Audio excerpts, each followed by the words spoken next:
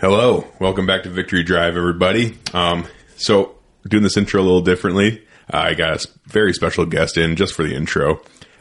She has nothing to do with the episode whatsoever, but she's here, and I decided to invite her along to see how she does on the intros. So, all right, who are you? I'm Charlotte Johnson, and I am Jacob's daughter. Yep. Very good. So this week we decided to have on Tanner Hartman, and we talked about his background a little bit, about working at Old Barn Taxidermy. We talked about his, I think it was last year's buck that he killed. It was a really nice buck that he killed during gun season. So kind of relatable with the time of the year it is, which is gun season. I think Gun 2 just started in Iowa, actually, so that's pretty neat. Last week we had Derek Verbeek on. That was an interesting episode. A lot of people had some takes on doing deer drives and all that good stuff, but it is what it is, and we already covered a lot of that. So this week, Tanner Hartman, great guy. Had a really good conversation. He actually came here from Southern Iowa and decided and came up to the studio. So that was really nice of him. What else we got here? Before we get into what Charlie has to say, we're going to recap a little bit of her hunting experiences this week. Or not this week, this last season. How many times did you come out with me, Charlie? Maybe like Probably. Yeah, probably three times. Probably like 3 times. Yeah. So before we get to what she has to say about hunting and all that stuff, we're going to go through our partners of the podcast real quick. Got Mountain Ops. Use code VICTORY for 20% off. And I'm actually drinking some Mountain Ops Ignite here. Charlie, you had some Hydrate earlier today, didn't you? Yeah. Did you like it? Yeah. Was it good? Yes. How good was it? Very good? Yes. I love this. I love the taste. It was very flavorful. Yeah. What flavor was it? Strawberry coconut. Yeah, that's good stuff. That is some good stuff. I do really like Hydrate as well. When I'm not looking for a pick-me-up with caffeine. Plus, we don't like to give you too much caffeine. There's quite a bit of caffeine in Ignite. There's 200 milligrams, I think, in that. We don't want to stunt your growth or nothing, so... Yeah. So I gave you some Hydrate instead, and that was some good stuff. It was. All right. So once again, code VICTORY, 20% off. Also, Grizzly Coolers. Use code WCB for 15% off. We do love our Grizzly Coolers. They make, in my opinion, the best hard-side coolers in the game. They're just guys like me and you out there, outdoors people, living their life, having a good time, and making awesome, awesome products. I did a really long plug for them last week about keeping things hot as well during Thanksgiving, because coolers aren't just for keeping things cool, Charlie. They also keep things hot, right? Yeah. So that's nice. Yeah. Also, Africa, August 26th through September 3rd. Contact me if you want to go. Spots are starting to fill up now. So if you want to get out in Africa, then let me know. All right. Time's a ticking, and you want time to save up for Africa, because it is not super cheap, but it's also not very as expensive as you probably think it is. So let me know if you're interested at all for Africa and Wyoming Bear Camp as well. I think I talked about this last week a little bit. It did change quite a bit. It's $2,500 now instead of $5,000, and we're doing more of a drop camp, self-guided situation in Wyoming Bear Camp. It's still over Memorial Day week, unless there's a lot of people that want to go. And then Trey said he'd extend it out later. And it's going to be myself and Devin Leonard hosting that camp together. So that's going to be a good time.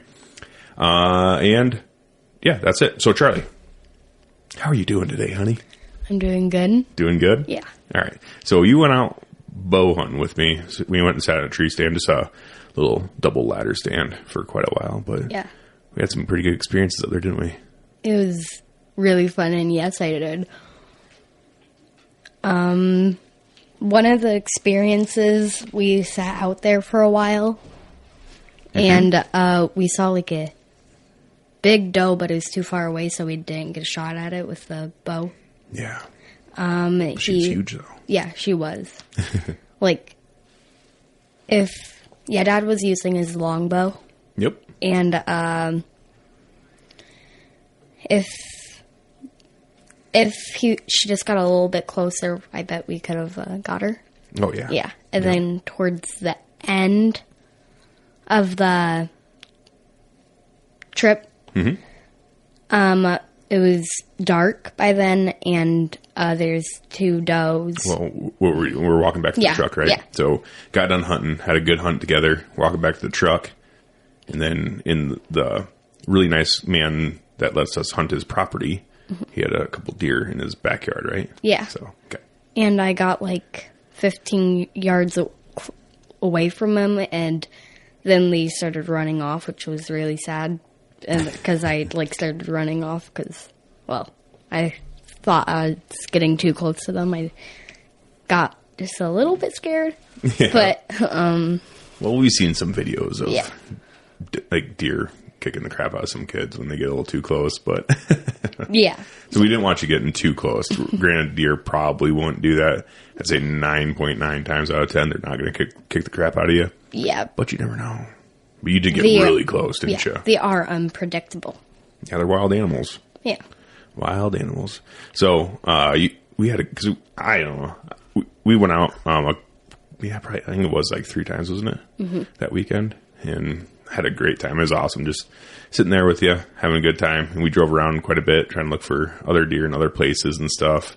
And just had a really good quality bonding time, I think. Yeah. So it was really nice. So next year, do you think you feel up for it now? Because I know like 3 or 4 years ago, we were talking about deer hunting. Maybe it was 3 years ago. We were talking about deer hunting. You're like, we went out one time. And you're like, I just don't know if I have the patience for it. And I asked you, like, when do you think you will? And you said 10. And I'm 10 now. Yep.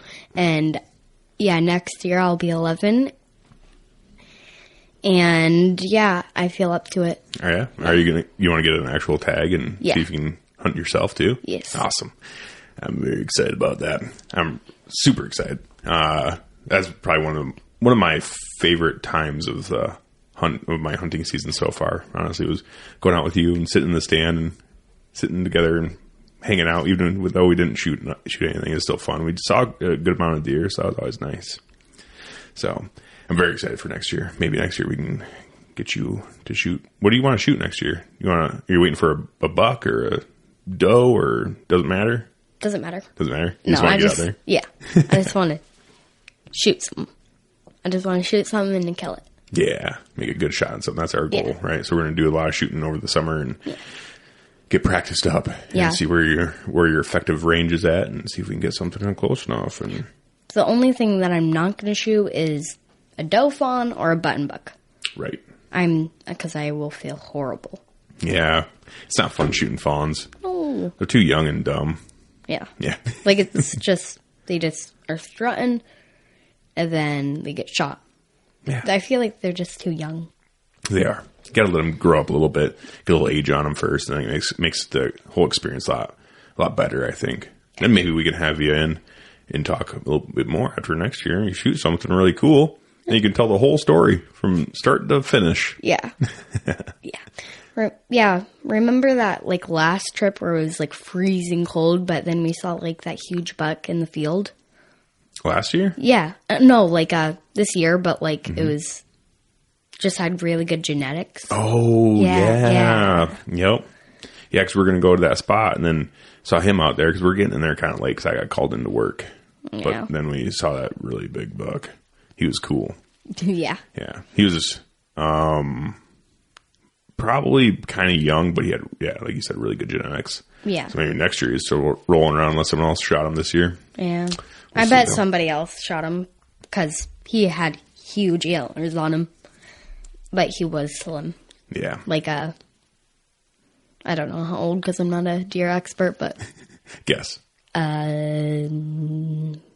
years old? Hey, that's why I'm thinking he's about 3 years old too. Yeah. Which isn't young, but it's not, like, I don't know, I guess I don't know. I'd consider fully mature probably around 4.5. It's probably like a mature buck. 5 is a really mature buck, and then anything over that's really good. So, really old. Yeah, I feel like if he turned 5, he would be a mega monster. Yeah, he would.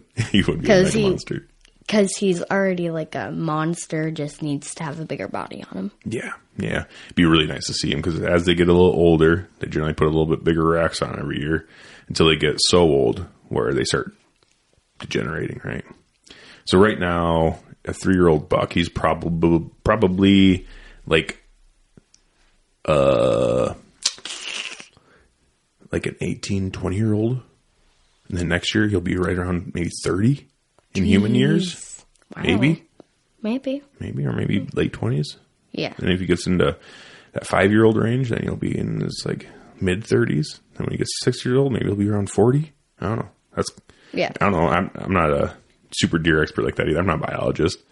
But if he doesn't get shot and he's a 5-year-old or a 6-year-old, he's gonna be huge. He will. So that'd be cool. Yeah, but I doubt he's gonna make it to that age because he's already huge right now. Yeah. Somebody probably already shot him. Honest. Probably. Yeah. He hangs out in a spot that gets hunted pretty hard during gun season. So. Yeah. But I haven't seen anything on Facebook or anything, so I don't know. We'll keep our eyes out and see if anyone in the area shot him. Yeah. And if they did, good for them. Yeah. Right? Yeah. Yeah, we don't want to rain on anyone else's parade. That's where I'm at. Yeah, like, for you, he has this, he needs a bigger body, but for some people, he might be the perfect size for them. Exactly. Like, next year, if we're out there in a buck like that, a little bit smaller body, but really big antlers comes in, and you shoot him, I'd be happy. Yeah. I'd be a happy camper to see that. So, yeah, I don't know. Just me personally, it's like, it'd be cool to see him live another year. But if someone else gets them and they're really excited about it, who are we to say you should have waited and let them get another little bit older, right? Yeah. If they're happy with them, then that's great. Yeah, just our opinion. Our opinion, right? Yeah. Yep. All right. Well, do you have anything else you wanted to add? No. No? Okay. No, but I'm just really grateful that you invited me on to the intro. Yeah. Yeah, well, I was sitting in here, and you were in your room, which is right next to the studio. And I was listening, I was like, Charlie, can you turn that music down a little bit more, even though it's already pretty quiet? Yeah. Like, I can still pick it up. And then I just thought, I'm like, well, maybe I'll just have her jump on if she wants to. Yeah. And then we can do this together and see. Now, I do want to say, just because this intro is really sweet and cute with a little girl on there, this episode is going to be rated explicit still because we did swear quite a bit on there, or use some adult words like we like to say. Yeah. Right? So just because a kid was on here doesn't mean that it's kid appropriate, not in the intro. Correct. In the main episode, probably still not kid appropriate. I probably do still say some adult words, but I don't think it gets too crazy. It's just a good-hearted episode with Tanner Hartman. I just have a bit of a potty mouth sometimes. So. Yeah. Yeah. But yeah, when you were doing that podcast, like the main podcast, I was waiting in my room for you. I know. And then I just fell asleep with my lamp on and everything. So that was funny. Yeah, that was funny. All right, guys. Well, thank you again for everyone that's been listening. If you guys want to, you could probably leave me a little review. That generally helps with the old algorithms and stuff and everything else that they like to do. So I do appreciate everyone listening and everyone that interacts on Instagram, Facebook, anything else. So hope you guys enjoy this episode. I think it's a pretty good episode with Tanner Hartman from Old Barn Taxidermy. Or actually G2 Forms. That's what he's doing. It's G2 Forms, not necessarily the taxidermy part. But all right, guys. Thanks again for listening. Goodbye. Bye-bye.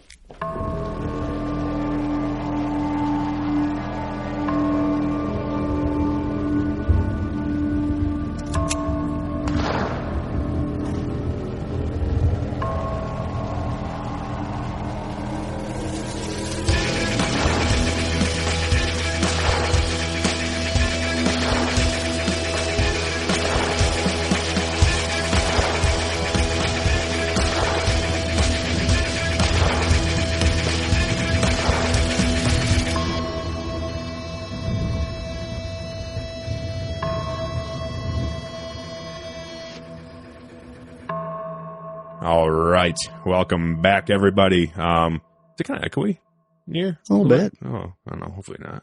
Well, hopefully it doesn't come across as echoey. But got Tanner Hartman in studio, dude. Thanks for driving up and doing this. Absolutely. Glad to be here. Fuck, this is cool. Yeah. You're the second person I've had in studio that drove from a distance that wasn't like from the area. So that's cool. Gotcha. Yep. You and Matt Hoynes. Cool. Yeah, he came from South Dakota. Yeah, that's a little bit farther. Actually, no. No. He's like 3 hours away. Yeah, so which is kind of crazy. That's like, what it is for me, yeah. Yeah, yep. So I think he's like 3.5, and you're like right around 3.5, 4. 3.5, yeah. So where are you living at now? It's Lee County, southeast Iowa. Mm-hmm. I live actually in West Point, a small little town, probably 1,000 people. Okay. West Point. I've heard of that. Yeah. Sweet Corn Festival. Okay. Big thing. I mean, that's it. Yeah. Yeah. No, I've heard of West Point before, but I don't know why. I've heard of a lot of towns in Iowa that I don't know. I just probably in conversation with someone else, but they got them quirky little festivals that make them famous. Yeah, exactly. Right. It seems like everyone has their little festivals that they do, and everything else. It's good. It's good community stuff for sure. Yep, for sure. But hold on, let's see. I need to turn my headphones on. There we go. That's what it was. I think my headphones were a little hot, but sorry. So let's just do a quick background on you. Like, what do you, I guess, start as far back as you want to go? Like, who is Tanner and what are you doing here? Who is Tanner? I've tried to stay around small communities. I grew up in a town of 700 people, Stronghurst, Illinois. Went to school all the way through high school, graduated there, and then because we were so close to Iowa, I would go hop over the river and go to work. Spent some time in college, did some work stuff, and I knew I wanted to do something bigger.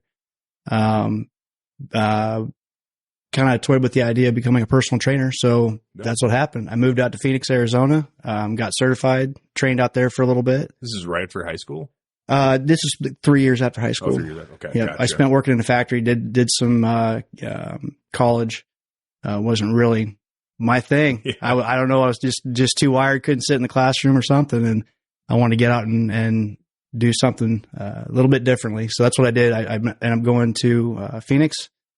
I got certified, was training out there for a while. And at that time, the economy was very poor. Mm-hmm. Nobody wanted to pay for personal training.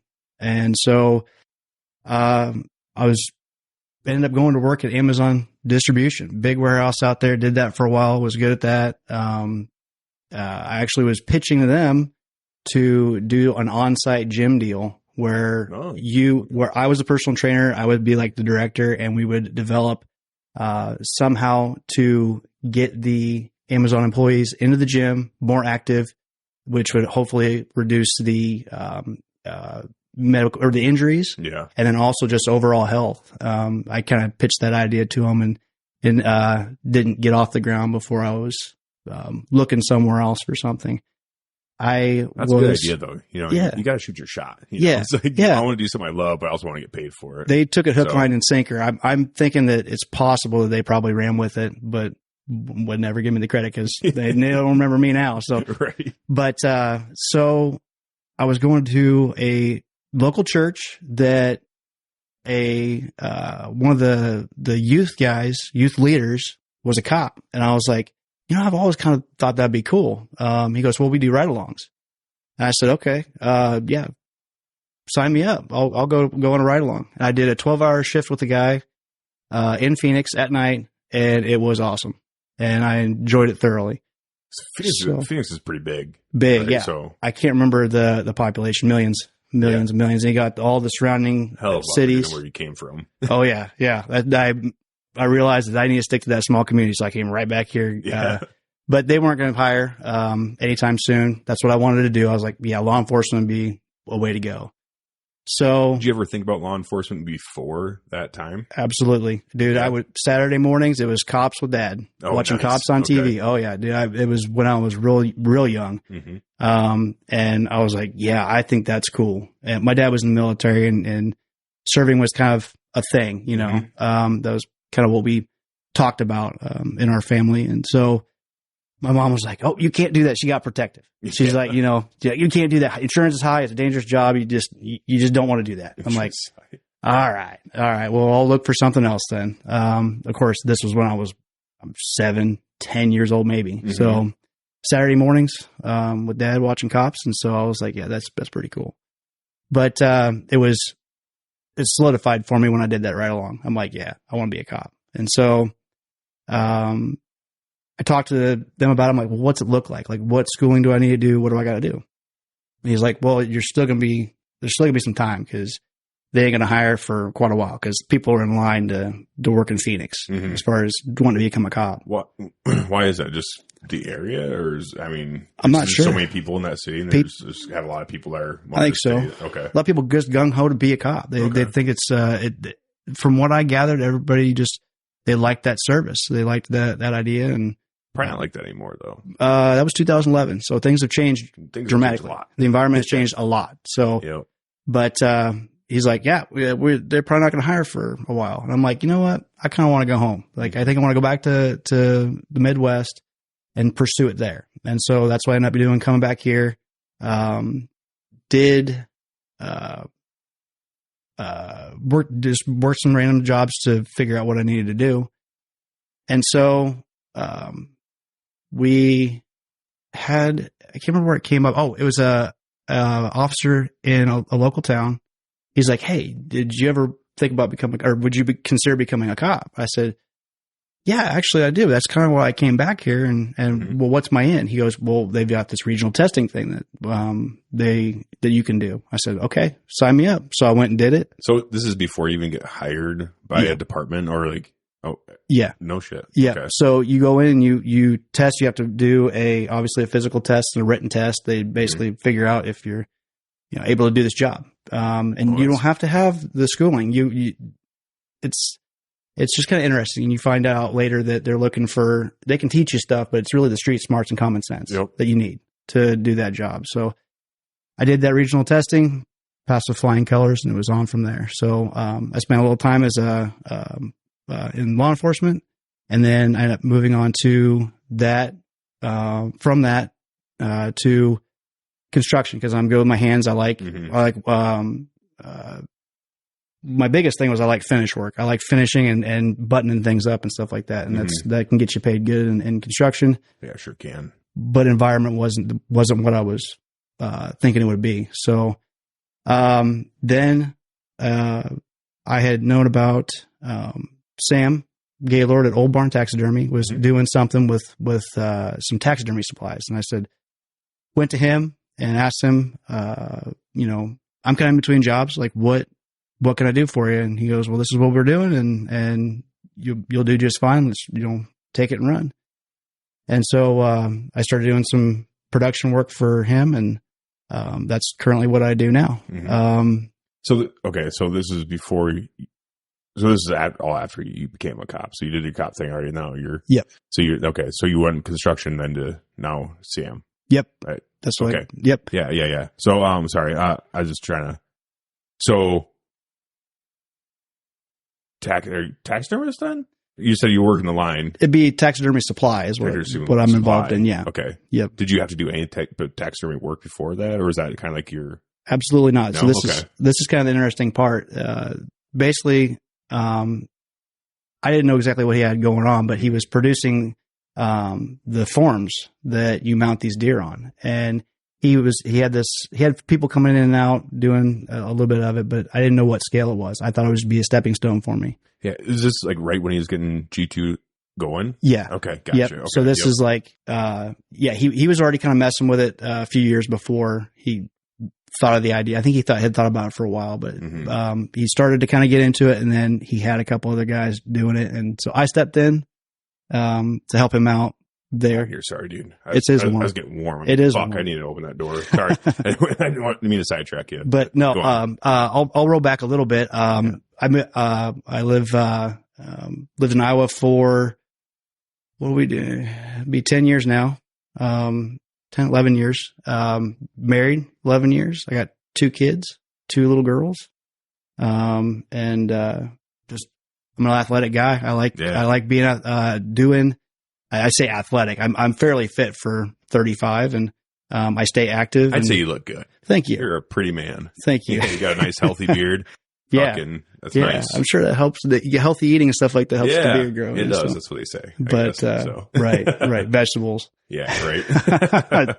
But I try staying active and stuff, and obviously I want my kiddos to be active as well. Big in the outdoors, anything outdoors really. I just like spending time outdoors, and I do like power sports stuff too. But it's healthy. You know, it helps cleanse the soul. I think being outside and kind of, I don't know, kind of. The hippies say it's called grounding. You know, that's grounding yourself. Like it just, even if you're not walking around barefoot, even if you have shoes on. That's what I was, there you go. Yeah, they do barefoot. They walk around barefoot. It's you ground yourself. But I think it's just simply the fresh air. I think so. Being outside, the sunlight for sure. Sunlight, open space, fresh air. And the vitamin D fucking it's a hormone. Soak it in. Really helps you. You know, and like you can take vitamin D, like up in the Midwest, especially in the winter time. It's like I supplement with vitamin D quite a bit just because I'm like, you're not getting as much. Like when I roll into work, it's starting to get light. It's like right around now. It'll be light when I get to work yet. But when I'm done, it's like, I don't know, what do you got? 20 minutes, 30 minutes, and then it's dark. And soon enough, it's going to be dark to dark. So it's not going to be fun. Start hermiting up. Yeah. Start hibernating. Yeah. Hibernate and eat. Yeah. So that's kind of, I definitely supplement with vitamin D quite a bit during the winter. But in the summertime, just try to stay outside and collect it up as much as you can. But it definitely does help just keep you, I don't know, just refocus. Being outside, it helps reset you, I think. That's one thing I did when I got out of the Army is I was like, right when I knew I was going to get out, I'm like, I'm getting back into hunting. I'm going to get back into being outside and doing that thing. I was stationed in Fort Carson, Colorado. So I went out and did hiking and shit a lot. I should have been hunting there. So I should have been doing in Colorado. Absolutely. But I just didn't have the time I wanted to. And between field problems and all that other shit that the Army makes you do, it's like, I just didn't have the time. So when I wanted to use leave, I wanted to come home for leave and see my family and shit. So it just didn't really work out. The hunting thing didn't really work out when I was living there, which sucked. Colorado's cool because when you're stationed there, you can get resident tags. So that's pretty dope. Absolutely. Yeah, that would be a huge benefit. But being outside in the wintertime is what really helps me and get the winter go. I'm not a big fan of winter, but when I'm outdoors, it helps. It does. Yeah, get out and do it. So what do you like to do in the winter? That's shovel. It used to be. I was in sports. Oh, it kept me busy all winter long. But as I graduated high school and stuff like that, I tried to be outdoors. So I fish late into the season. As long as there's open water, I try to fish. I do a little bit of ice fishing, but a lot of times the deer season runs into what now is my indoor archery that I do. And then that kind of gets me, there's like an 8-week thing. So I'm almost to, springtime before, that's done. And then I'll roll into shed season or whatever else. By that point, we have a little bit of thaw going on. So I'll get out and do my power sports stuff. Dirt bikes is what I'm also into. Another great thing that I like to do to stay fit and in shape. Yeah. But that's kind of it takes a lot to control those bikes, dude. Honestly, you don't really think about it. But once you get on them fuckers and start trying to hold on, you're like, God dang, it takes some at least mild athleticism in order to do it and do it well. Absolutely. So. The obstacles have just changed. Just riding them in corners and stuff like that is one thing, but to do them over the obstacles that I'm doing it over is a whole different game. So endurance, strength, and obviously, God forbid that you have a crash. You got to have that muscle to hold the joints in place. You go down, you get thrown high side or something like that, hit the ground and jam your shoulder into the ground. You got to have that muscle to reinforce that arm. That is one thing I try to stress to people, especially guys that hunt. Like guys around here, they get the typical Midwest like hunter vibe, like fucking beer guts and Casey's Pizza. But I try to stress to people like fitness it's going to help you exponentially. If you love hunting, you should strive to be at least in somewhat decent shape, because that's what's going to get you out there hunting more and more seasons. Like some people say, I want to hunt until I'm 80. It's like, well, I just want to hunt until I'm like dead, whether that's 60 or 80 or 90, but the only way you can do that is if you start now, like start when you're younger, start when you're, ideally you start when you're young and just keep it throughout your whole life. But if you're trying to get back into it or get into it for the first time, it's like the best time to start is, now, like today. Absolutely. It's something that you just need to make a lifestyle of for yourself and just make that make that change, that lifestyle change is one of the things. Because that's why I hate the word diet, because that means there's an end goal. Like just eat healthy and move. Right. Right. So just not being in relatively good shape can change the course of your season. You could be setting up a tree stand and strain something, shoulder, back, whatever, or just you get into the season and you end up harvesting a doe. You drag her out. You pull your back. That could screw your whole season. That big buck you've been trying to get in front of you. Mm-hmm. So just staying fit with the injury prevention, just like going back to the whole Amazon idea, that injury prevention to keep people moving and not being slowed down by injuries. So. Yeah, I heard the saying. I can't take it for myself. I was listening to Starting Strength with Mark. You ever heard of Mark Ripto? Haven't. So he was like I think he was an Olympic trainer, like strength training guy. He was a big power lifter back in the day, and I think he won some competitions, but he really got famous for his world-class coaching. So he's always been a strength training guy.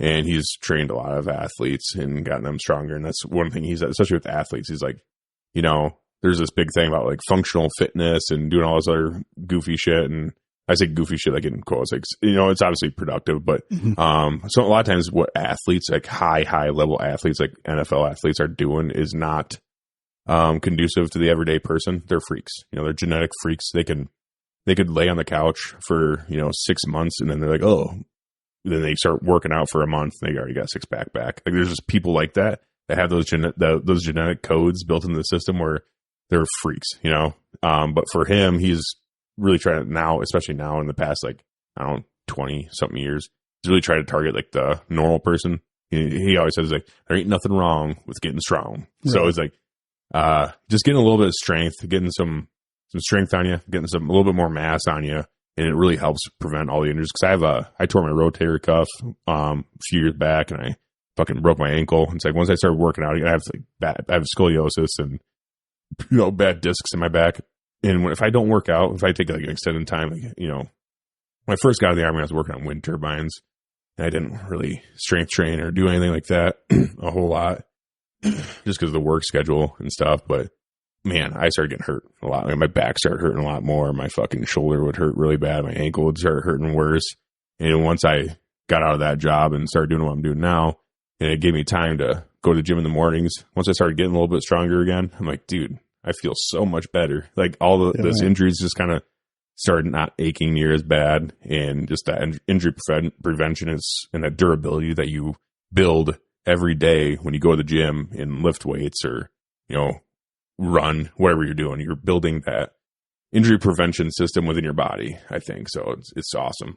I feel the best in a given year. I feel the best during that season where I'm riding my dirt bike, where I'm literally like thrashing my body, making it do things that it's not used to doing. Mm-hmm. I have back issues too. I got grade 3 bone spurs in my neck, and I got a disc that's really in poor condition in my lower back. And like I said, the best I feel in a given year is during that season when I'm riding that bike on motocross tracks and stuff like that. So that's more specific. I don't ride trails or anything. It's more of a motocross outdoor type setting. So what does your kind of your training regimen look like in the off season and stuff? Or in season? It goes back to that whole professional athletes can sit on the couch for 6 months. It's not a big deal. I train so hard during that time in riding that I can take that time off and not have to worry about that. I still stay active. I think that's the biggest thing, and keeping you a little bit closer to that, what you want to be in that time period, that summertime when you're actually doing it, or whatever activity it is, that you just stay a little bit more active and you don't lose it. There's a muscle memory thing to it too. Yeah, that muscle's already been there before. You can get it back relatively quickly. Yeah. The only thing is when you get older, that muscle memory is going to take longer to get back into it. Yeah. I don't have the experience of that yet. Exactly. We were just talking about there,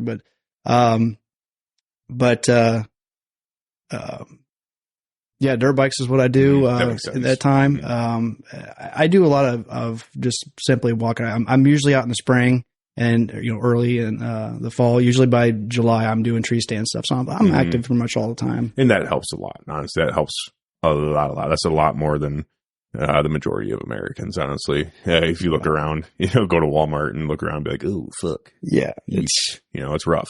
It's rough out there sometimes. Yeah.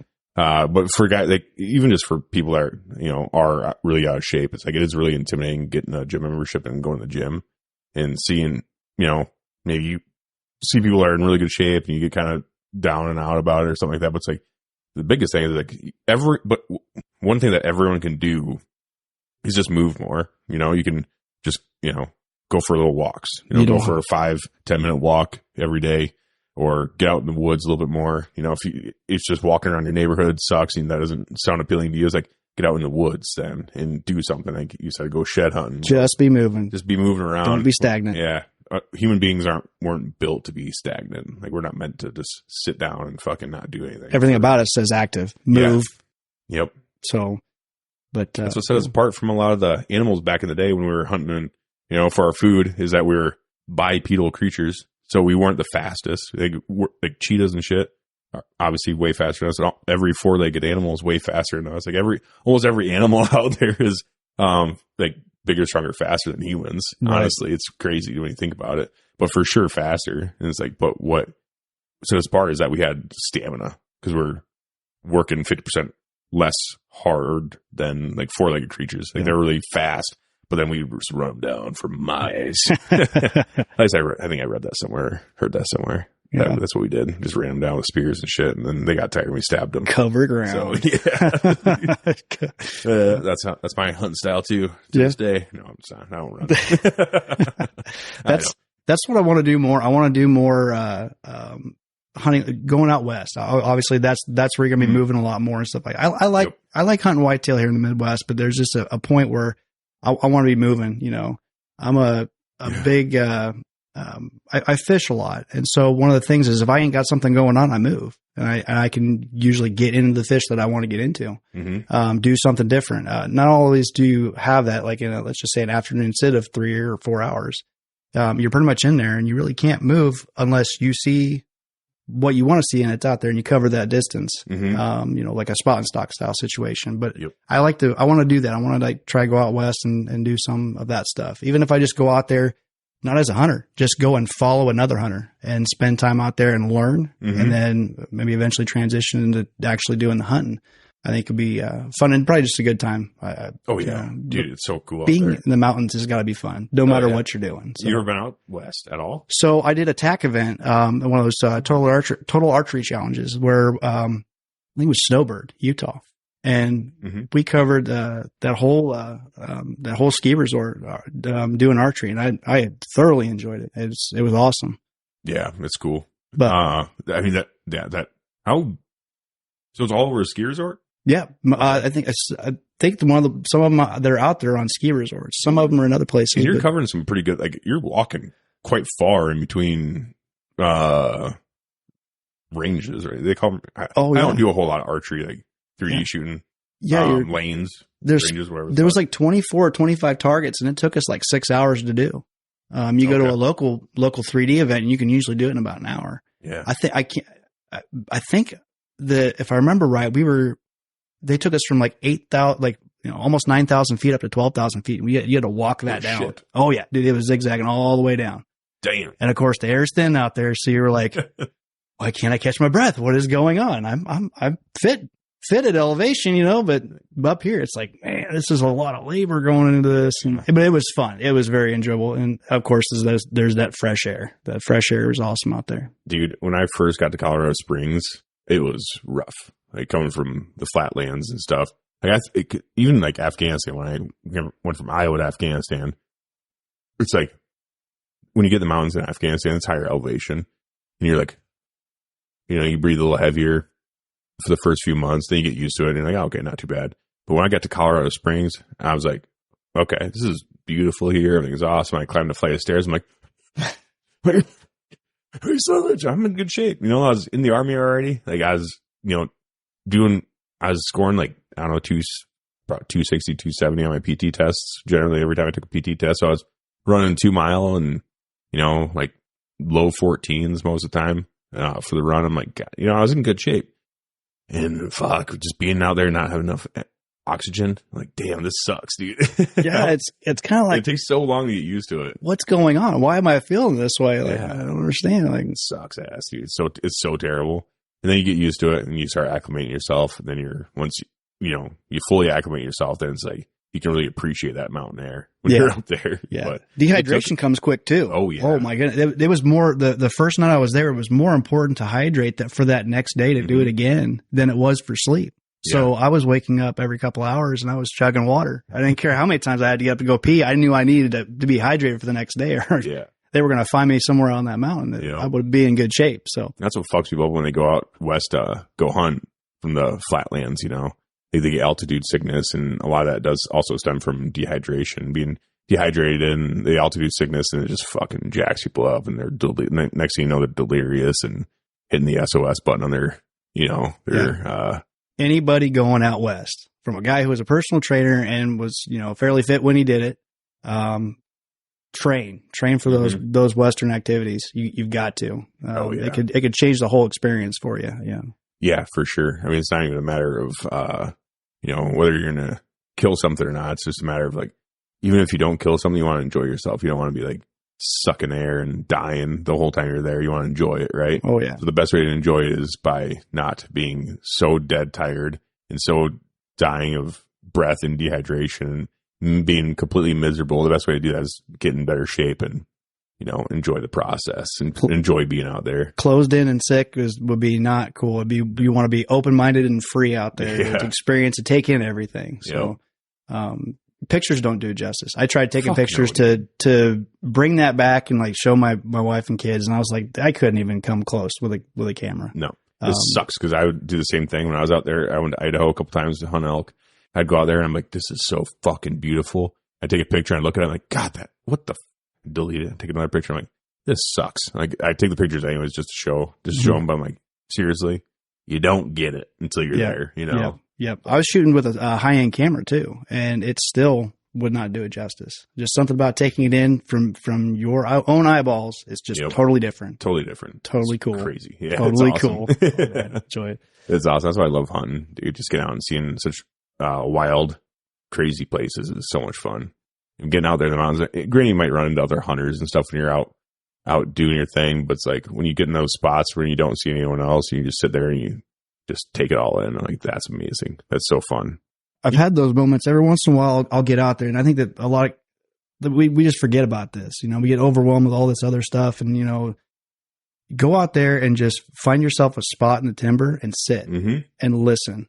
Even in the Midwest. Oh man, it's just even in the Midwest. Dude. Go out on a ridge somewhere and just sit there and look. Even in the wintertime when you're doing your scouting, like if you're February, March, you're shed hunting, you're doing your early season scouting, just sit on that ridge and just be like, take it all in. This rules. Take it all in. Yeah.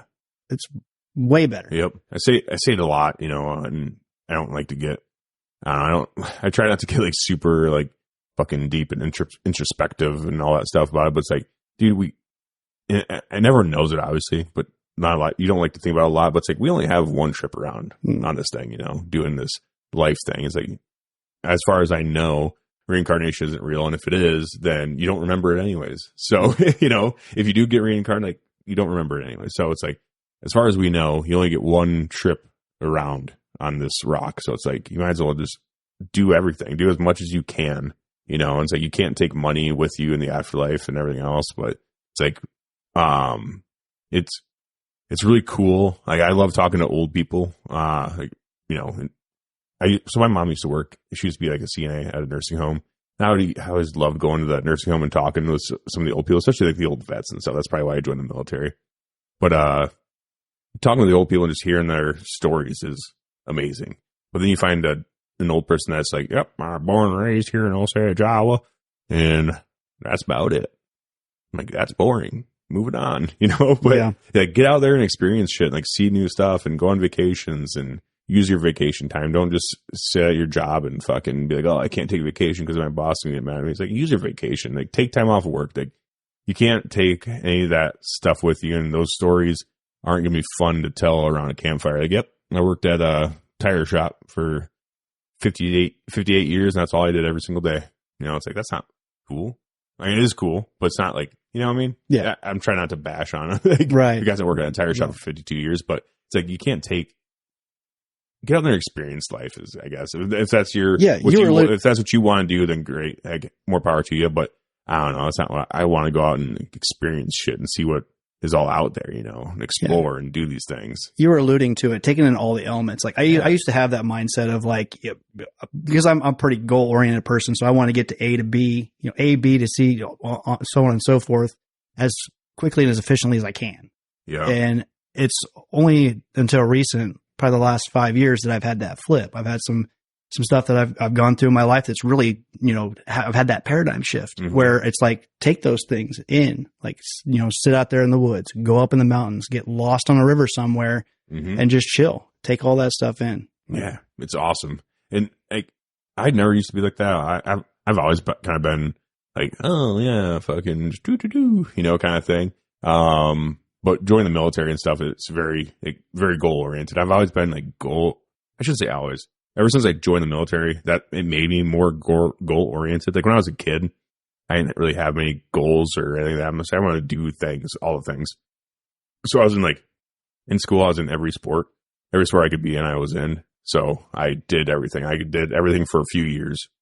I never got great at anything, but I got pretty good at a lot of different things. And that's kind of just how I always that's how I've always been, is just kind of like, yeah, all right, did this. Like, that's cool. Now, what's next? Like, what else can I experience? Like, what else can I do and try out and all that stuff? So that's kind of always how I've always been until I joined the military. Then it's very goal-oriented, mission-oriented, where it's like, you can't go get lost in the mountains in Afghanistan because then you're fucking dead, So that doesn't work. It doesn't work out like that. So they have to program you to be like, know where you're at all times and always be on the lookout and always be mission focused, and you're trying to do this thing. Once that thing's done, then you need to get back and as fast as you can, kind of deal. In and out is what you want to be, right?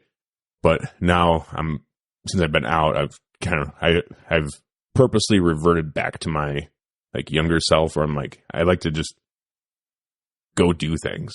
I like planning. Obviously, if you don't plan, then you're gonna probably fail. But it's like it is fun. Like I went to South Dakota and hunted prairie dogs with Scotty and Matt Hoynes and stuff. We didn't really plan for shit. We're just like, it's just South Dakota. Let's just go. We brought some sleeping bags and we just went. And it was awesome. My wife would have hated it, but it was awesome for us. It was just like getting out there and like driving out there and experiencing the getting out there and then doing it and stuff. And I don't know, it's sometimes it's fun just to go off the cuff and just live life. Like you said, get lost somewhere. I think there's a good balance though, having a plan going into it, but then still have that same bit of kind of getting that lost, just being out there and just kind of be distant from stuff. And you can still have fun with it and still have a little bit of a goal there, Well, and the plan was get to South Dakota and hunt prairie dogs. Yeah. Yeah. That's exactly it. So that's it. Perfect. Everything in between is kind of like, it's okay. I guess it's okay to, instead of going from Osage and then being so focused where all you're thinking about is getting to South Dakota to hunt prairie dogs, it's like, it's okay to take a couple detours here and there and do this thing and kind of weave your way there, if you will, So, I don't know if that made any sense, but well, I had a buddy, he was actually my brother's buddy, but we all kind of hung out because we we're all really close to the same age. But, he's just like, hey, do you want to go to like Missouri? Like maybe go down to Arkansas or something like that. So him and I took off for like 3 days. Went to, did our stops at Bass Pro and all the breakfast shops and stuff like that. And we ended up down in Arkansas. We were down in just these crazy little towns. The names were like, I'm dead serious. Box. The town is called Box, Arkansas. Huh. Nail, Arkansas, where there was like, you could see there was little settlements there at one time, but they're all like run down, but they're still on the map. I was like one of the coolest times. I actually just broke my ankle on my dirt bike. And I did that trip on crutches. No shit. Yep. We went down by the creeks and stuff like that. I can't remember. I was in my hard cast at that point. So, we did all that. We did Mark Twain's Cave, which is a huge touring thing. It's, anybody who's like, heard of like Mark Twain, he wrote books and stuff like that of like, river life and stuff like that. And, I've heard of Mark Twain. I've never heard of his but they have caves, down there where, they do tours and stuff like that. Actually, a buddy of mine, that I used to ride with. He was actually my competitor at one point. They bought the place and they do the tours and stuff like that. But yeah, I did that on crutches. Nice. If anybody's been through there, they would be like, you did what on crutches? Like, it's like small passageways, and sometimes you have to get down on your knees and crawl through if you could. Obviously, they detour somebody who couldn't do it. They would, but you climb through I did the whole thing on crutches. But fucking sweet. Doing all that, there was no plans. We just went, and it was it was a really good time. Dude, they make movies about that, you know? Like, I don't know. I think this is a book. I've never read it, but like the Sisterhood of the Traveling Pants. Yeah. So they make movies about just going out and fucking willy-nilly, like a girls trip. It's usually girls. I don't know why. Maybe it's because guys usually aren't like that. I don't know. Maybe but not. it's like, they, you know, like traveling movies and stuff. Yeah. Natural Born Killers. That's kind of one. Yeah. They just travel around and kill people. It's a little different situation, but they're still traveling. The stories, it's a traveling movie, not really a murder movie. So Yeah. it's like, but that kind of stuff is just so much fun. Just going out and traveling and doing like half the fun. Like I try to explain to people about Africa. I talk to a lot of people who are like, oh man, I'd love to go. I just can't. I don't know. That travel is going to be rough. And like, well, don't dread the travel because that's half of the trip is getting there and having fun getting there and going and seeing all these places that you see on the way to Africa. You know, it's like the getting to camp to hunt is literally half of the trip. Like it's so much fun. Like getting there, and like, we stopped in Qatar and seeing what's like. It was my second time in Qatar. I went there when I was in Kuwait before, but like going through Qatar and seeing like just all the different cultures in a different country that a lot of the other people I went with have never experienced. I'm like, that's so cool. Like that's another part of it that's really fun. And like even the not so fun parts, like I don't know, having fucking some dude sitting next to you that stinks. That kind of sucks, but it's also kind of fun because it's a whole nother experience there, you know. But like half the fun of going to Africa is getting there and all the stories that you get with your buddies and stuff like that. It's like I think Kurt says it. He calls it like secondhand fun, where it's not really fun, but then you get done with it, and you're like, that was pretty cool. That was actually pretty cool. That was a good experience. Yeah, yeah, like packing out an elk and hiking up mountains and stuff. In the moment, it sucks ass, but when you're done, especially if you do it with some friends, and then you talk about it afterwards, like that was pretty fucking sick, dude, wasn't it? Yeah.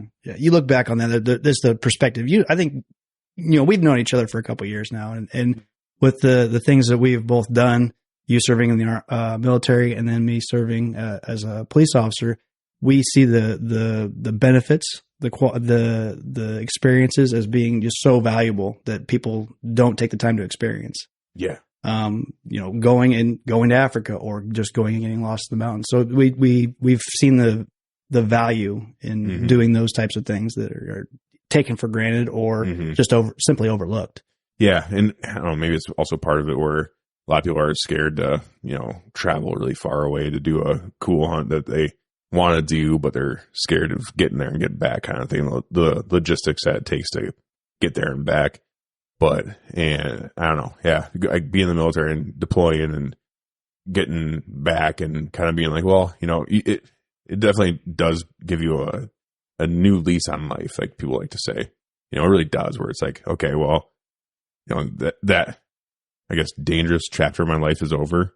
So I need to make the best of it since God was gracious enough to keep me alive or decide like, it's not your time to go yet. So there's been, more than I can count times I should have died, even before the military. There's so many times, and we've all had those times where it's like, ooh, sheesh, if I zigged instead of zagged, I'm toast. Like there's no more of this, So it's like, you should definitely look at that and be like, you know what? I'm not going to say no to awesome opportunities just because I'm scared. You need to, sometimes, it's like, I get the movie Yes Man.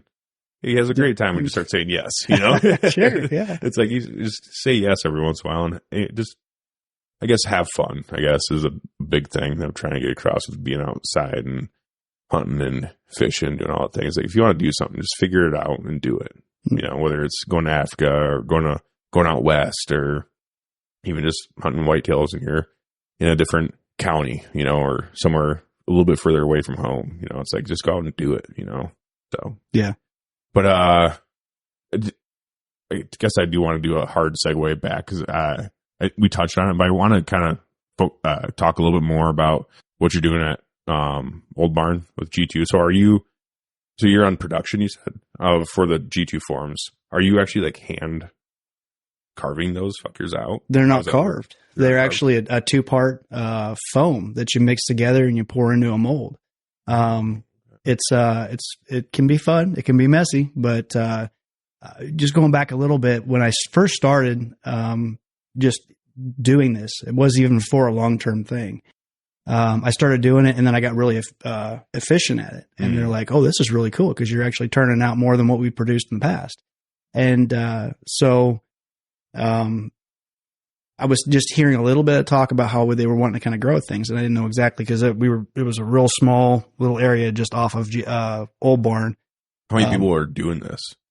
Right now, it's just one. Just you? Just me. No shit. I'm the one doing the whole thing. So every G2 form that comes out right now, yeah, every single one. No every shit. single one. The deer that I shot. That's pretty badass, dude. It is something. That's pretty cool. I have actually taken that for granted because I just kind of overlooked it. Because I'm so goal oriented, and right now I'm trying to build it. I'm trying to help build this business. So really, it's not just me doing it. I handle all the production, but there's a lot more to it. I'm trying to make it as efficient as possible so I can teach it to somebody else where they can be efficient and we can grow from there. Yeah.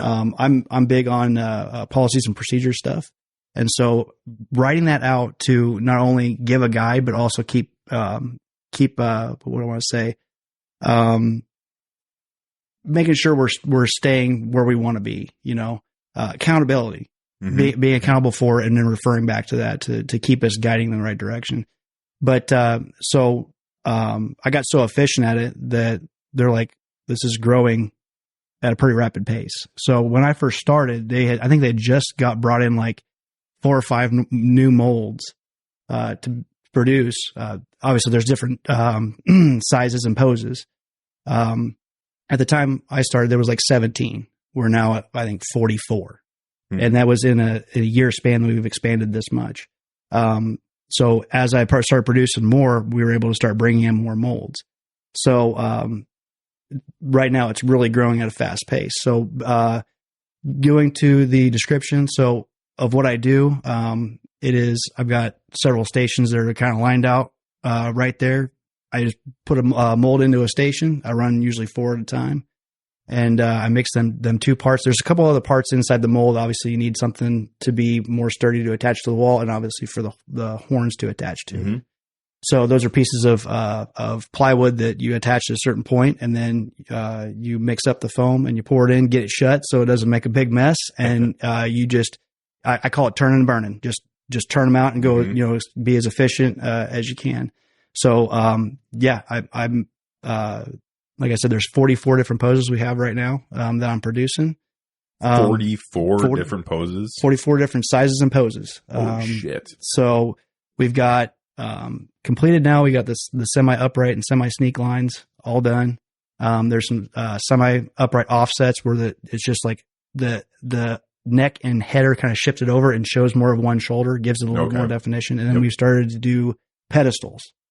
So you got a full turn right or left, obviously you got those 2, you got, one size of, a 7.5, by 23 form. That's the size of the cape. You'll have the left and right turns. And so you'll have 2 molds for that. One, the same pose, but to left and right turn.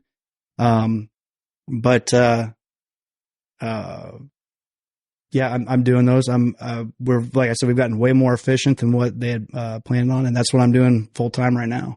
That's badass. We've got Colton, which anybody who knows of Old Barn more familiar with Colton on the Old Barn side, but he does a lot of the shipping and stuff like that. But as far as like production goes, it's all me right now. That's pretty fucking sick. Yeah, and it's only G2 forms is only for whitetails right now, right? Right now, yeah. So my buddy, Matt Moon, he does taxidermy too. He's kind of like my taxidermist. I shouldn't say kind of. He's my taxidermist, but he's getting to put my deer on a G2. Nice. So that's pretty cool. Nice. That I probably was the one that made it. Yeah. So, I mean, it sounds like it. There's only one guy, and there's pretty good odds as you. That was me. We had a guy step in for a little bit. We were just trying to build inventory, and he was I think he was part of a union. I can't remember if he was like laid off or what the situation was, but he ended up going back to that job, which was completely fine. We were still, doing great in production. So he stepped in for a little bit and was doing it. But, having me right now, I think probably for the last 6 months, I think it is. That's cool. 6 or 8 months. I poured all of them. It's pretty badass. And I made the form. You can say like, whenever someone's like, "Oh yeah, I'm fucking G2 form looks great on my deer," and you're like, "You're welcome." You're welcome, dude. Chris, I think I'm a botch his last name, Ziegler. I can't remember. He's done some podcasts with WCB. Yeah. And we were talking at the working class bow shoot. Mm-hmm. And as we're going around, they're like, somebody had mentioned G2, and Garrett Goodwin, he's like, "That's G2. That's him right there. That's G2 man." And he's like, "What?" Yeah, I'm mounting on G2 forms. And that was one of those moments. It was actually when I had that moment of like, okay, this is pretty cool. Because that's he pinned me to the guy that's doing it, and we had a full blown conversation how he liked them. He's enjoying doing it, and I was the guy. Because he just started doing taxidermy not too long ago. God, I can't remember his taxidermy company name now. I'll find it here, but he's fucking awesome. Like, for as long as he's been doing it, he's doing pretty fucking good work. I'd say, like, he's doing really good work. I can't remember where he went to school at or what he did, but man, he's fucking doing some good shit. He, cause he's a part of Team WCB, and he talks about on our little group chat and shit. He always talks about fucking, G2 forms and how much he loves them. He's like, "Dude, these things are fucking so easy to mount on. It makes his job a lot easier as a taxidermist." He's like, "I don't have to do as much work to make them look pretty because the forms are so good." Exactly. They're not, awesome. They don't have to be worked. I won't go into the details of it, but they're just a lot easier work for the taxidermist to do. And then they can do, concentrate on other things. They don't have to worry about getting these, how it's being so much work to get it where they need to then get onto the artistry portion of it. Doing the painting and all the sculpting and what they want the deer to look like. They really focus on that, and they're not worn out by having to prep these forms. Yeah. And I'm not a taxidermist, but I gotta watch my buddy do some of his taxidermy. It's like he has to build up certain facial features in order to make it kind of match and make it look more realistic and stuff. The art part of that, but it sounds like with G2 forms, like if you can eliminate a lot of, if you can just make the forms better, make them look more realistic when you put the hide on and stuff, and you get the molding and the sculpting part as close as you can for everyone. Like, obviously a form coming out from a mold is not going to be perfect. You're going to have to build it up and make it look good. That's the taxidermy part. But if you can eliminate, I don't know, even like 30, 40, 50% of that, then it does it makes the taxidermist's job a little bit easier. Gives them time to focus on other things, like you were saying, but also gets them back out to the customer faster, and it looks good, and it gets out to the customer faster. The customer's happier because they got their trophy back, fucking fat, like within a year or something. Whatever the timeline is, the faster they get it back, the happier they are. So it makes everyone happy, I guess. More return on investment for the taxidermist as well. Because the more heads you get in and out, the more money you're gonna make. Yeah, obviously, right? Yeah. The G2 form. This is like one of the things that Sam really wanted to focus on it's gonna fit really well to all your Midwest whitetail deer. And so there's a lot less facial work that needs to be. Obviously, every deer is different. They're going to look different, especially when you put the hide on it. They're going to know anatomically correct, this doesn't look right. They're going to fix it. Well, because it's so close to what a Midwest whitetail looks like, that there's less of that involved. Yeah, and so, yes, you do. You cut down on time. Yep. Then it's better for everybody. Yeah. It's awesome. Oh, yeah. And a guy like Sam is like the perfect guy to head something like that.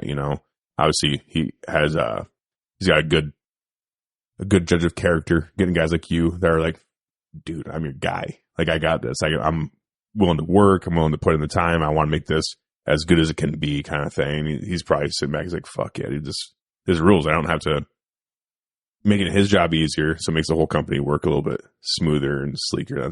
That's awesome, dude. Sam's such a good guy too. Yeah. He's the shit. I feel good because he doesn't have to check on me, which makes it so much easier for him because he doesn't have to worry about me. Like, he literally is like, I came into work. It was in deer season. I came to work one day. Just what things weren't lining up that day for me to go hunt. So I ended up working. He goes, "Well, what are you doing here?"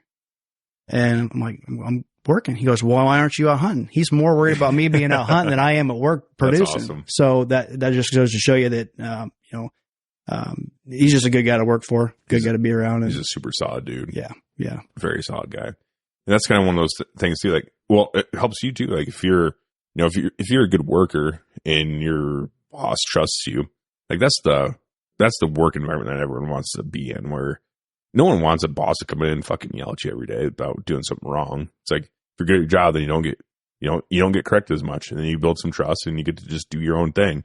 Then you get more freedom like that, where the boss is like, dude, you've been doing such a killer job. Like, why aren't you hunting?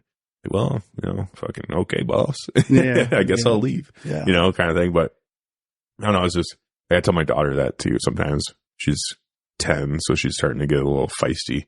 But, we had a conversation one time. She's like, you just want me to be perfect. I'm like, I don't want you to be perfect. I want you to meet the standard. I'm like, if you just stop, like, you think this is fun for me to fucking correct you all the time? It's like, it's not.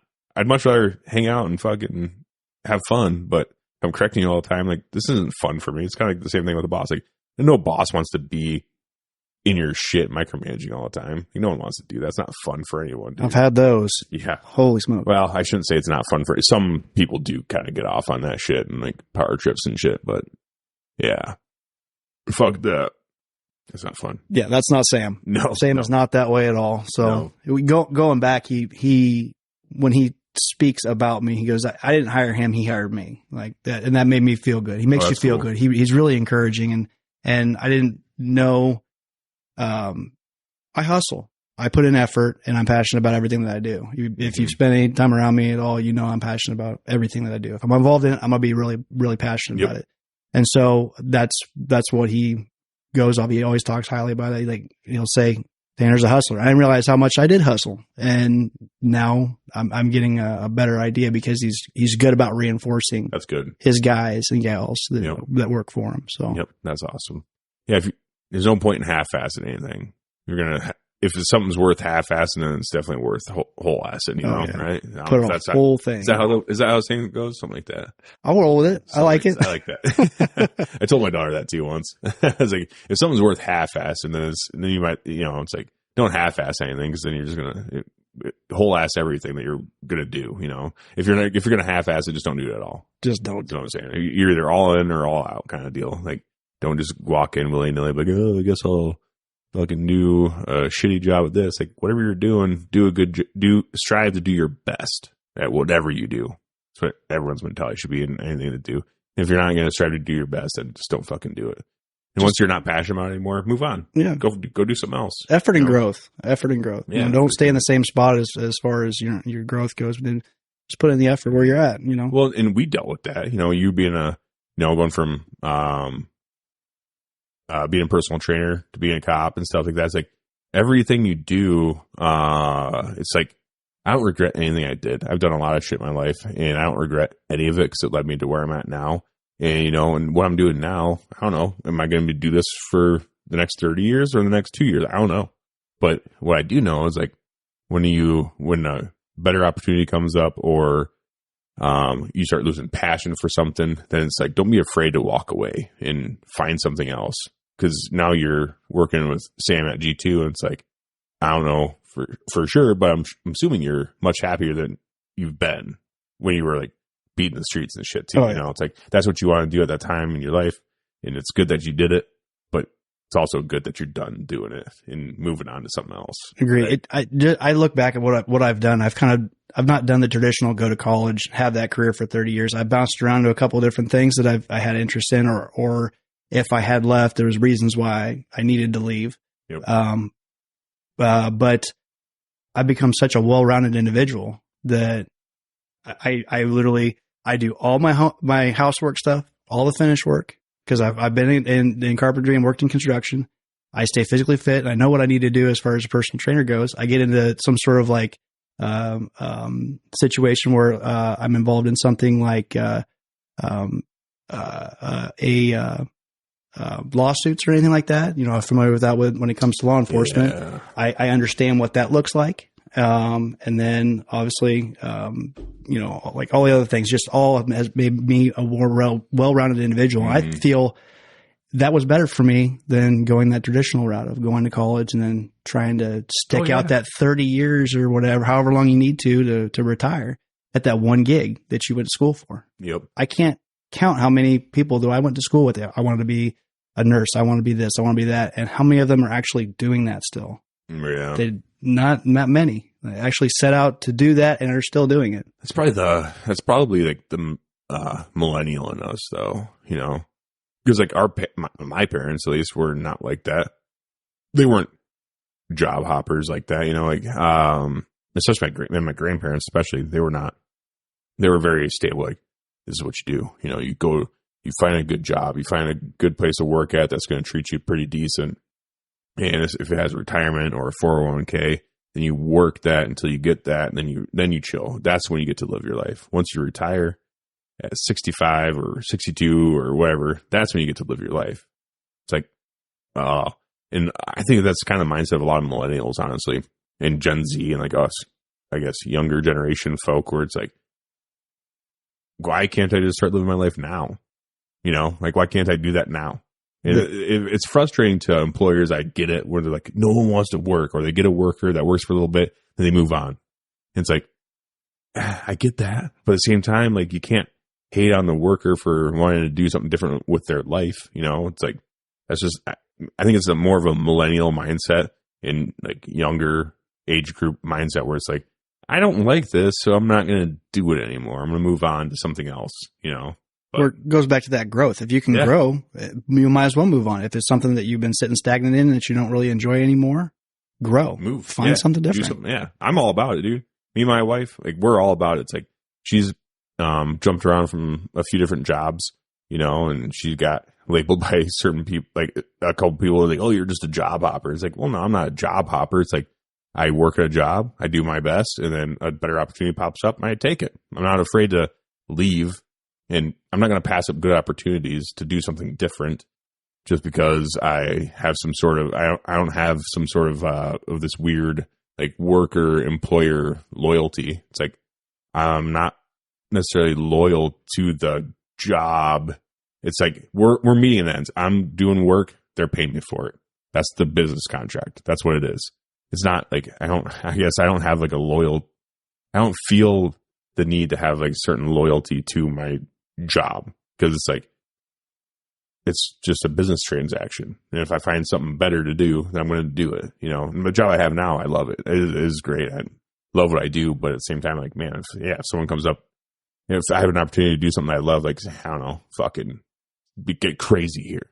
Let's say Mark Drew is like, Jake, why don't you come work for me, and we hunt and do all these things that you work in the outdoor industry, and you get to do all your dreams come true and all this stuff. I'm going to pay you fucking enough to live, whatever you need to live. It's like, obviously I'm going to take that. Yeah. I know I'm not going to be like, no, you know what? I should probably stick it out here because I already signed and I'm working here and they treat me pretty good. So I'm just going to keep it going. It's like, if you have a better opportunity up in front of you, then I guess us younger people, we're not afraid to jump and take it. It seems like, at least. Yeah, I don't know if you're seeing that. Any move that I've made has never been a huge step back. Like, I know when it comes to my work ethic and everything like that, when I step into that job and I know that there's a growth there, that compensation comes very quickly. Like, I was in construction with this one company for like literally a week, and they immediately gave me another raise, or gave me a raise, and then like I think it was like a month later they gave me another raise. It's like, just put in the effort, and you know, you'll be fine. Yeah, you'll be fine. But just put in that effort and growth and move on. Like I said, I've never taken a backward step. Mm-hmm. I mean, if you need to, based off of stress, I got a buddy who's in sales for medical equipment, and he gets paid really, really good, but the stress is pretty high level, and so it makes sense to step back from that, take a pay cut for your overall well-being. Yeah. So sometimes is he working like? Is it like mostly commission based? I believe so. Oh, yeah. I just know it's super high stress. I've talked to him quite a bit about it, and it's super high stress, and he loses sleep. Yeah. Well, yeah. If your livelihood and you built, you know, you take a hit 1 year and you're like, oh fuck, you know, that stings. You know, there's some years where you're just booming and everything's clicking and going well, and there's some years like I have a buddy, he's a real estate agent. And this is the way it is. Like, during COVID and stuff. He's like, holy fucking shit, I'm making money hand over fist. This is awesome. And the interest rates spiked because the Federal Reserve and all that shit, you know, that whole rigmarole there. Like, oh, we need to raise interest rates so we can slow down this market. It's getting out of control. And it's like, well, you don't think interest rates dropped and everyone's getting free money. It's like, what are they going to do? They're going to buy shit. It's the whole point of why would you give them free money and you don't want to buy shit? Like, they're going to buy shit. So a bunch of people are buying houses. You know, it's like, fuck, like interest rates are down. It's a smart investment. Let's do it. And my buddy's a real estate agent. Like, yeah, absolutely. Let's fucking go. He's making money hand over fist. Now with interest rates the way they are, he's like, this sucks. Yeah. You know? Yeah. Like, it just slowed down so much. And he's like, fuck, man. But that's part of being in the sales. You know, you have the ebb and the flow of being in sales. And, you know, sometimes you don't have to work so hard and you make good money. And there's other times where you have to work really hard for way less money. So it's like, damn, that is stressful, dude. The stresses of life. It gets heavy. It gets real heavy. Like my job, it's like, I'm pretty solid. I know I'm getting paid. Boom, boom, boom. And it's not going to change unless I get fired. Yeah. Or get a raise. Yeah. And it changes in a good way. But, you know, I don't have to worry. Like, I don't have to worry about it. Like, if I go into work tomorrow and no one hooks up their internet, like no one calls in to hook up internet, I don't care. You know, like I do the best I can, but I'm not getting paid per customer getting hooked up. You know what I'm saying? So so it's fairly stress free when it comes to that aspect of things, which is the upside of working for somebody rather than, you know, working in sales or being self-employed, I guess, too. It's kind of the same thing. Yep. I'm sure Sam, he probably fucking lost some sleep in the beginning when he first started Old Barn. He's like, oh shit, you know, like, really need to get some deer heads in here, otherwise I'm not going to be able to pay my car payment or something. I don't know if I ever got that bad for him, but, you know, that's one big stressor of a lot of people that are self-employed. They're going to jump in full, like, both feet in, and like, let's see what happens. And it's like, sink or swim, bitch. That's how it works. So that's the business world. Exactly what it is. Yeah. No, I think he adapts well to that stuff, and he's got this business model that he's been using for quite a while. He talks about it, you know, pretty frequently, and so he understands. He's been able to roll into the taxidermy, the tannery, and then obviously the G2 taxidermy supply with that same business model and stuff like that. So he's gotten owns all these businesses and had to get into it at one point, but he realizes it works. That business model works across the board there, and so it's so smart, dude. Yeah. It's so smart. He's literally a one-stop shop post-kill. Absolutely. You kill your deer, you take it to Old Barn, you're done. He's literally a one-stop shop. You don't have to take your deer to a processor and then you know, like, so it's such like my processor, they do like all the skinning and deboning for me. If I wanted, I pay a little bit more. They do all that for me, right? So I just take the whole carcass and hang it up in their walk-in cooler, and they take care of it. I come back in, pay my bill, get my meat back. Easy peasy. But if it's a buck, then it's like, okay, I want to keep it out myself because I want them to fuck it up. So I keep it out myself. Then I'm like, well, I'm already half processed. So I might as well just process the whole deer myself and then take the finished, like, when I say process, I mean like skinning and deboning. So I do all that. And then it's like, man, but if you go to, like Old Barn, you can literally drop your whole, right, because you guys do skinning, deboning and stuff too, right? Yeah, you can bring it as a whole deer, you know, gutted and stuff, and you bring it in, and we take it to the skinning shed. If you want the horns, hang on to the horns until it gets mounted. Horns, antlers. We've had this discussion before. Which one is it, horns or antlers? Let's not get into that. Yeah. But I call them horns. But it's cool. You're wrong, but it's I'm cool. wrong, but it's for sure. It's still fun. Well, I like being different. I'll say it's different stuff just to mess with people. I don't really care. One guy calls them antlers, and I'll just say horns in front just to mess with him. But yeah, you can bring in a deer that's gutted, and they can take it from there. And they if it's a deer that you don't want to have mounted, still take it from start to finish processing. And if it's a buck that you want it mounted, it goes from the meat goes to processing, hide goes to the tannery, and then comes right back around to the taxidermy, and they finish it for you. It's just like it's perfect. Such a smart fucking business model where it's like, bring me your buck, and you'll get your meat back in the meat. They do it, and that's the whole thing about half-assed and whole-assed. He didn't just half-ass get into processing; like he fucking whole-ass into processing, full blown, because that shit is dove good, in. Dude. Yeah, their processing is so good. Like I've had some of their summer sausage and sticks and stuff. I'm like, dude, this shit is legit. Like, it's really good. So, really good processing. Obviously, world-class taxidermy. And now, like, getting in the form business, it's like, dude, it's all in-house. It's so smart. Yeah. That's so smart. Yeah. It's awesome. Supply was a real big issue. COVID threw a big monkey wrench in everything. Like, it threw everything off, and supply was a big deal. Well, we're able to keep that supply up. Me keeping the supply up right now. Right. I'm actually, I think he said I was producing 25% more than what they were selling at this point, and I'm making a bunch of forms. We're filling trailers up, and you're making 25% more than what they're selling. Yep. Oh, so you're constantly growing the inventory up. It's I'm growing inventory, but it's going out pretty quick too. Well, yeah. I mean, 25% isn't much, but it's like if you're behind on inventory, then you're sitting there like, yeah. Yeah, you don't ever want to be out. Yeah, we're growing. That's growing awesome. Real fast. Because they're going to start hiring someone pretty soon here. That's the plan. Yeah, that's so you know you're going to be production manager of G2 Forms. So here we go, boys. Well, then you'll be cracking whips. That's where the kind of the thing wrangled me in a little bit. It wasn't just the production. I like doing policies and procedures and managing production. One of the things that I did that they entrusted me with. When I was a police officer, I ended up becoming a senior officer on my shift. So when the captain was gone on vacation or he needed to leave, I was the one in charge. And so I would basically cover what he would normally do as far as responsibilities go.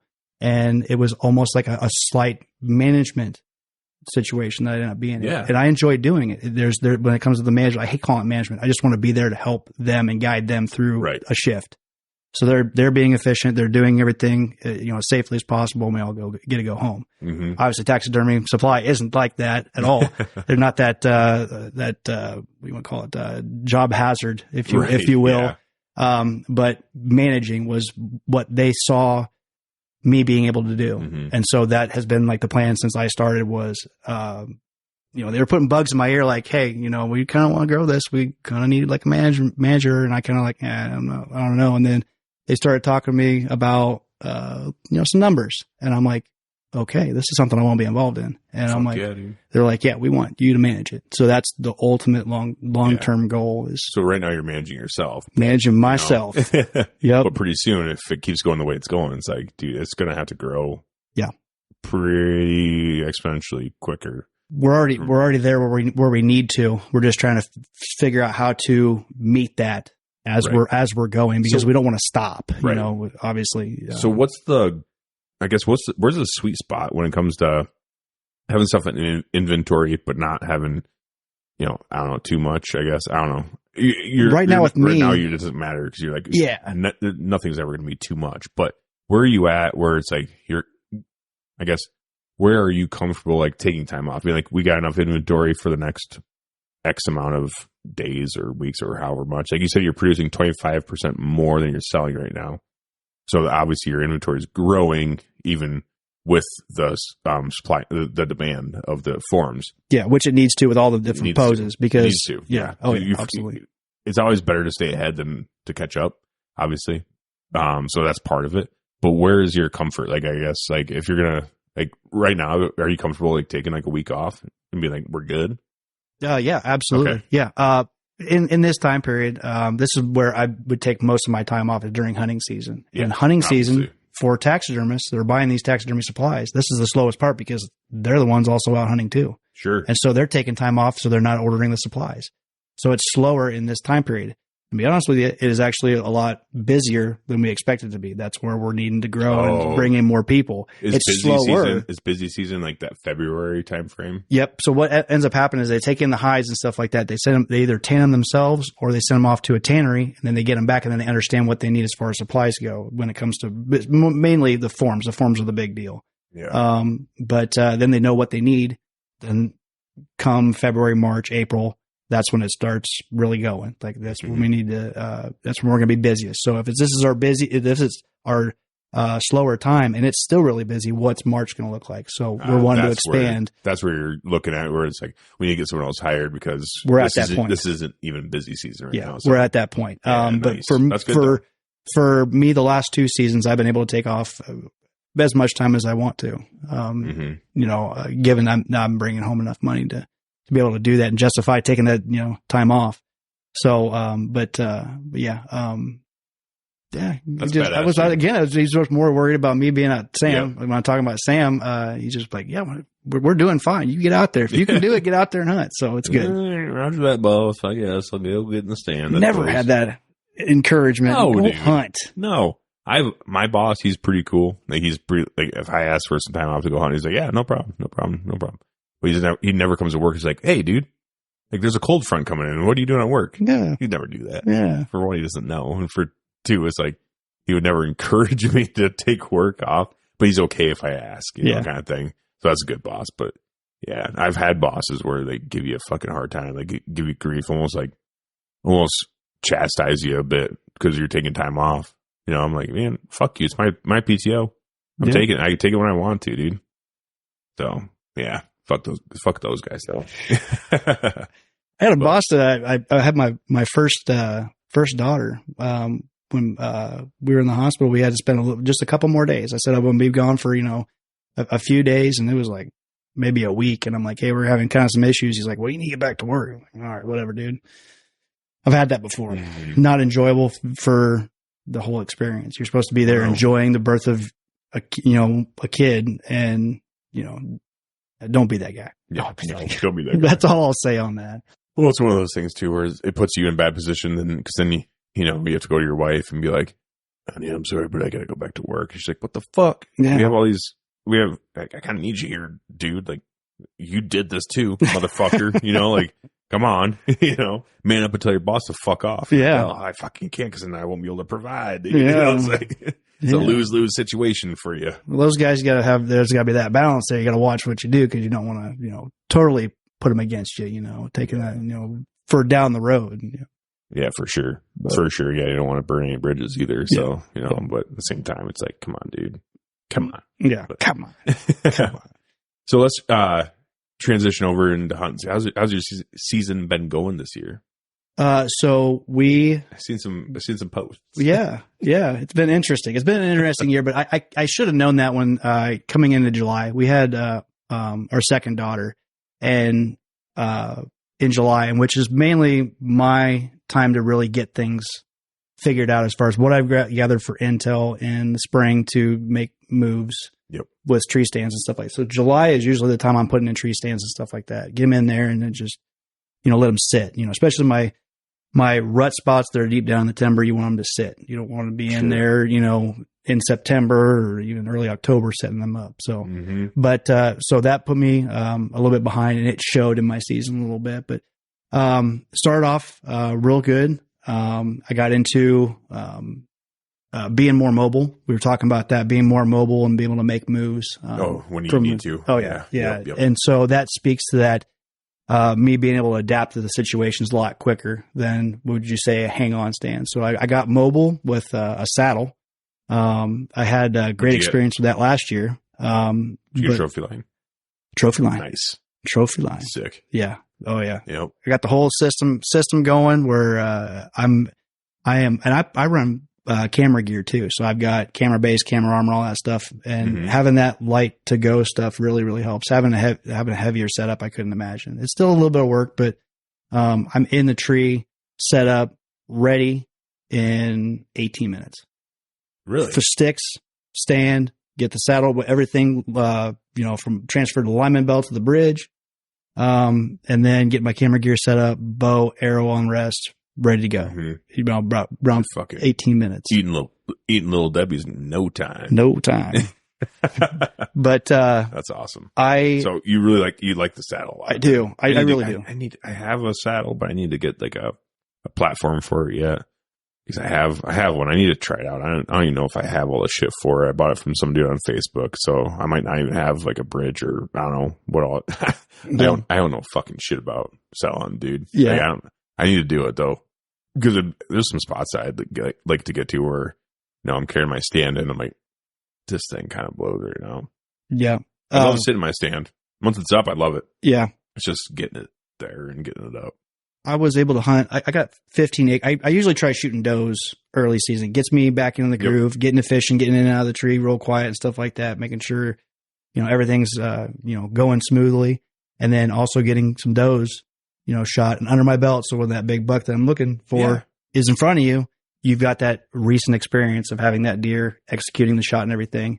So much different than shooting targets. Yes, very much so. Very much so. That's one of the things. I got some really close buddies I've been, hunting with and have been, involved in hunting activities with for quite a long time. We talk about that, breaking that ice every season with at least a doe or two before you start pursuing that buck, because that makes it so much easier. When that buck's in front of you and executing that shot, you've already been there a month ago. Right. Rather than a year ago. Right. So exactly. So, with the saddle, I've got 15 acres that I hunt where it's my doe only spot. I've ran cameras in there long enough to know that bucks don't really use it. And when they do use it, it's at night. So I've literally set aside this 15 acres for just does. Mm-hmm. And I hunted that 15 acres 8 times and did not overpressure the deer. I still ended up shooting. I have this one doe, that she's got this tendency where, she, starts, I think, catching on that I'm there. And so she'll deviate and she'll get down in the bottoms and run the bottoms. Well, I was able to bounce around and keep her confused of where I was at. She understands human pressures, but she just deviates. She doesn't get scared of it and run completely off the property. Right. She just, alters her movement. Yep. Just enough. Absolutely. And so I was able to bounce around and keep her confused enough that I ended up killing her on the 8th sit. Nice. She was so distinct, in her color that I knew who she was. I called her the ghost doe. Yes, doe? I'm going to say it right now. I targeted a doe. Hey, you're not Lee her. He's done it before. He's doing it again this year. He's like, fucking bitch. Yep. But I've heard this. I just listened to episode 600. He has got another doe that he just wants to take out. He does. And so he's the fucking doe targeting ass machine dude. Yeah, this one was not That's cool. quite, as menacing as that doe, but she was a really cool doe. She's really, really old. She was so old that she just like her face, her ears, nothing looked right about her. Mm-hmm. But she has like real light gray and white spots on the back of her ears.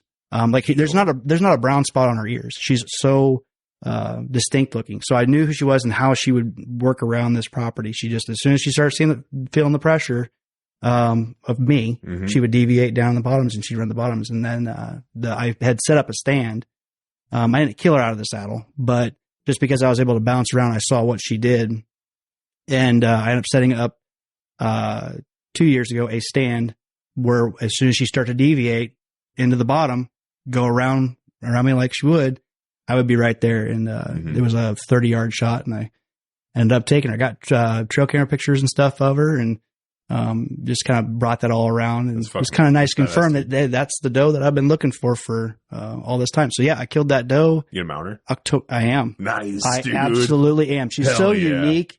I had a buddy go with me to retrieve her, and we're standing there like, yeah, something's just so weird about her. And my buddy wears a size 12 boot, and he stuck his foot down beside her head, and her head's longer than that size 12 boot. Dude, isn't it crazy how long their fucking heads get from when does get old? Their faces just get so long. They just start looking weird. Crazy. There's something weird about looking. Yeah. We noticed that about older mature bucks. They just are weird. They put on another foot of body length. It seems like they just look so much longer and so much different from. And even when you get into those really old deer, they just look so wrong and different. They do. Yeah, they look so. Especially up here in the Midwest when they're eating good, eating corn, beans, and all that other shit. But dude, a really nice old mature deer. They come out and it's just like, they look short. You're like, dude, you're so short. Like once you start seeing them like almost looking like they're not near as tall as others, and then they get side by side and they're one like, oh, he's just that big of a body, or like they're just that big a body. Because like up here where I live in Iowa, I think the most common age group, it's probably mostly 2.5, 3.5 year old deer that get shot up here. But then you see that one that's like 5.5. Different animal. Fucking 6.5. It's a completely different animal, dude. Yep. It's completely different. Yep. It looks different. It acts different. They're cool. That's what makes them so cool. They've evaded. They've survived. They've done the thing. They've made it. They're like, I'm just a big old bitch or a big old brute, whatever. It's like, dude, they're so cool to watch. So like big old does when you're in the stand too, like the way they act and the way they maneuver through the timber and stuff. Like all the young does are out running around, gallivanting around, doing their thing, and they're just those old does are just sitting back watching. Like, all right, I know something's aloof over here. Mm-hmm. Right? Watch around here. No, maybe I'll take another step and feel a little bit. They don't get too far away from like just those older deer, whether it's buck or a doe. They just don't get too far away from that thick cover, just in case you need to fucking zoop, get in there. They do especially does. They do a lot of scanning. If they've come across anything that they don't like in a certain area, they'll sit there and scan. So way more than bucks. Well, yeah, I believe so too. For sure. I believe so too. I had set up on that same property I'm talking about. There was a hedge tree down the bottom that I initially set up on. Well, I'd spent some time in there trying to. It was later on in the season, my prep season, as in like I think I was in there in September, and so she was coming through there, and she knew something was up about that little spot. Yeah, she sensed me in there. Mm-hmm. So when I first had an encounter with her 3 years ago, it was 21. She came into that bottom and she sat there up on the upper part of its backside of a pond. So she started to descend down into the bottom off this pond, and she stopped and scanned. She's like 28 yards, 32 yards, something like that up the hill. And she sat there and scanned, and her little fawns are starting to go out in front of her, but she's sitting there scanning. And then when she finally decided to go, she ran underneath me. I even tried to stop her with a mat, and she didn't stop. No, why would she? She's like, I don't give a fuck, dude. She knew. I don't give a fuck. Nope. And then she even moved. That's when she started to move even further down in the bottom. And so I figured that out. And then that's when I started making those moves. You're so smart, dude. Yeah. I truly believe that big old does are so much smarter than bucks. Even big old bucks. Like everyone's like, oh yeah, big old bucks. Like there's a different animal. Like they're so much smarter and everything else, which they are. For sure are. But they are not near as smart as a big old doe. Because like just like the big old buck, like they've been there before. They know the drill. They've seen it before. They've seen it all, dude. They've seen every hunter in the area. They've seen how they act and everything else. They have them patterned to their best ability. And they know how to act accordingly so they can survive. They just do. But bucks, their biggest thing is once the fucking estrus starts flowing, the testosterone's flowing. Things starts changing. Oh, they will throw caution to the wind to get some puss. Because like, I am only getting it once a year there. And this is the time to shine. Like, imagine if human beings acted that way, dude. Could you imagine if you could only fuck once a year? Oh, man. Like, if you had to walk up, like, you're walking around, like, say, like, there's no such thing as marriage. And like, we're just trying to save the human race here once a year. Like, it's all or nothing, dude. Right? Mm-hmm. And like, you go to a bar and it's like, dude. I think about that all the time, especially when I'm in the stand. Associating the bar with deer. It is, yeah. Well, that's kind of like what food plots and fields are. Yeah, it's their bar. Yeah, it's their social area. They go and hang out there, and then they go back to bed and whatnot. But it's like, could you imagine like getting out there and like just getting to a party, and like, but instead of drinking, you're just eating. Then you like walk around and you smell it. You're like, she's ready. And then another buck comes out. She's like, I smelled the same thing, dude. Like, oh, are we gonna do this right now? Then we just start fucking killing each other. Like, could you imagine that? That'd be wild. That'd be nuts. Oh man, you obviously thought about it a lot more than I have. No, I totally get what you're talking about. The warfare. We'd be dropping nukes on each other. Oh yeah. Like, we'd be like, dude, fuck no. Like, you're not banging her. I'm banging her. It's nuts. There's that window. There's that window, man. Yeah, whether you like it or not, it's happening. Yeah, it just a matter of who's going to do it. Yeah. But we'd be dumb. We'd be so fucking stupid. We'd just do all sorts of shit. We walk in there all bloodied up and fuck it up. Like, are you ready to do this thing, lady, or what? Yeah, it's like, gosh, dang. But you've seen fights. I've seen fights in my former career in law enforcement. It's like everybody's like acting silly. You know, they start acting silly. They start going fisticuffs, and it's just like they're like, "What? We don't even recognize you. Your personality is not even there." And it's like this. What am I seeing of you? You know, same thing. Like it's they just give it up in that time, and yeah, we do. I mean, we do it. Yeah, humans, we do. We we can do it all year round, but it's like, fuck, babe. There's lots of fights over women. Yeah. Like, there's been lots of fist fights, man to man, over a woman. Over a woman. Yeah. I guess we're not really that much different when you really put it in that perspective. So, but if we eliminated the year-round mating and made it 2 months. Holy shit. Could you imagine the carnage? Edgy is what comes to mind. Holy shit, dude. It would be nuts. Yeah. For 2 months out of the year, it's world war. Everyone's dying, dude. It'd be crazy. Then you get done with that season. It's almost like, okay, so this is a Shane Gillis quote. Or I'm not going to quote him because I will probably screw a word or two up here. But this is his premise of a joke, right? So he's like talking about like having sex, and he's like, "Oh yeah, fucking like everything's cool, and you're doing these things, and it's getting really dirty and all this other shit." And then he ends up like he gets wild. He blows his load on his girl's face, and then it's like then she's like, and then he's like sitting there. He's like immediately after coming, he's like, "I'm done." Like, why did I do that? He just was overtaken by the moment. And it's like that's what happens during the rut. You know, it's like they're overtaken by the moment. It's like imagine if we as humans only had 2 months to mate out of the year. It's like we would get done. The whole mating season's over. Then we'd look around and it'd be just like dead bodies everywhere. Like, oh my God, dude, what happened? Carnage, what happened?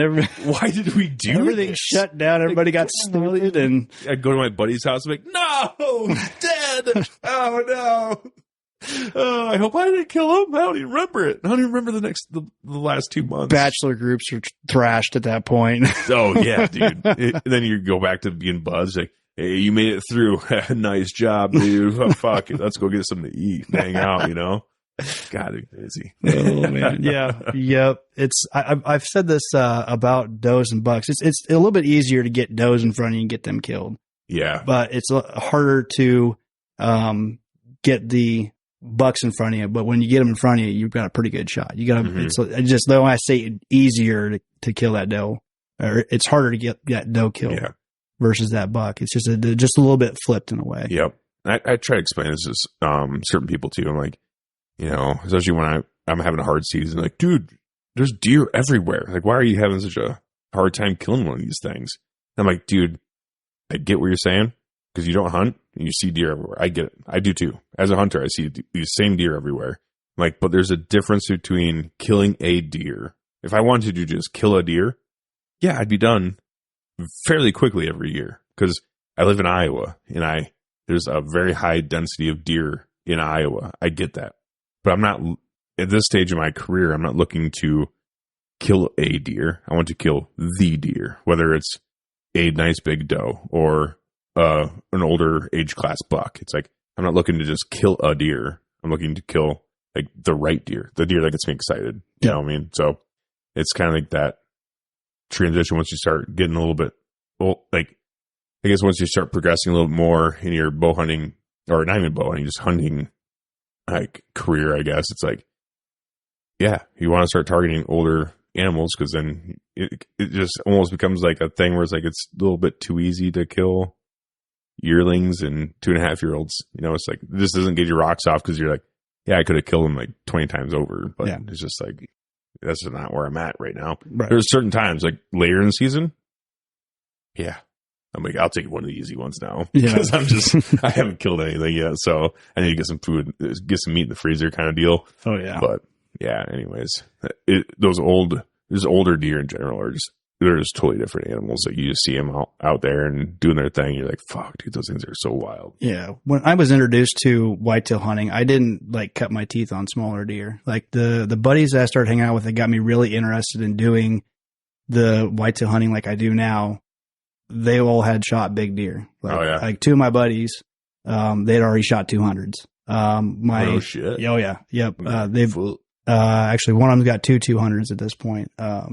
And then, my cousin, Ross Bigger, has got his several 200s. I was going to bring him up if you didn't. Yep. And so I've had this steep learning curve of like, I didn't cut my teeth on, 110 inch bucks or 120 or 130. I mean, I stepped in and killed my first, whitetail buck on camera with a bow, and it's in the 140s. Yep. And so I had this steep learning curve. And so when I have pretty high standards, of what I'm looking for. And, speaking just what you said, it's not just going out and killing a deer. You've got, goal oriented, right back to that. I'm goal oriented. It's like, I got to meet, I don't have to meet, but I want to meet this standard of buck. and inherently there's another level of difficulty. I'm trying to self-film killing a mature buck. That's a whole another level. That's a very daunting task. Yeah, that is a daunting task. It's hard enough to get to pattern and kill your target animal or a nice buck or whatever you're looking for. That's hard enough. It's a totally different level when you're like, I'm going to do this, but I'm also going to try to get it on camera so I can watch it later. I just about got it done last year on my gun buck. Oh, yeah? So we can walk through that from last year, and we'll catch up, roll right back around to this year, how my season's going. Yeah. It just gets interesting this year. But last year, it was kind of a issue of just getting out. I'm like, I started with G2 and I was really trying to go with that, but it was kind of the same as this year. I was, kind of wanting to do more work, build that side. So I was hunting a little bit less. And also I kind of deviated away from hunting as much as I can, but hunting the better high percentage days when it came to the better conditions. So I hunted a lot less. More opportunistic rather than very much volume. So. Yeah. Mm-hmm. We had a lot of hot days and last year. Oh yeah. A lot of hot days.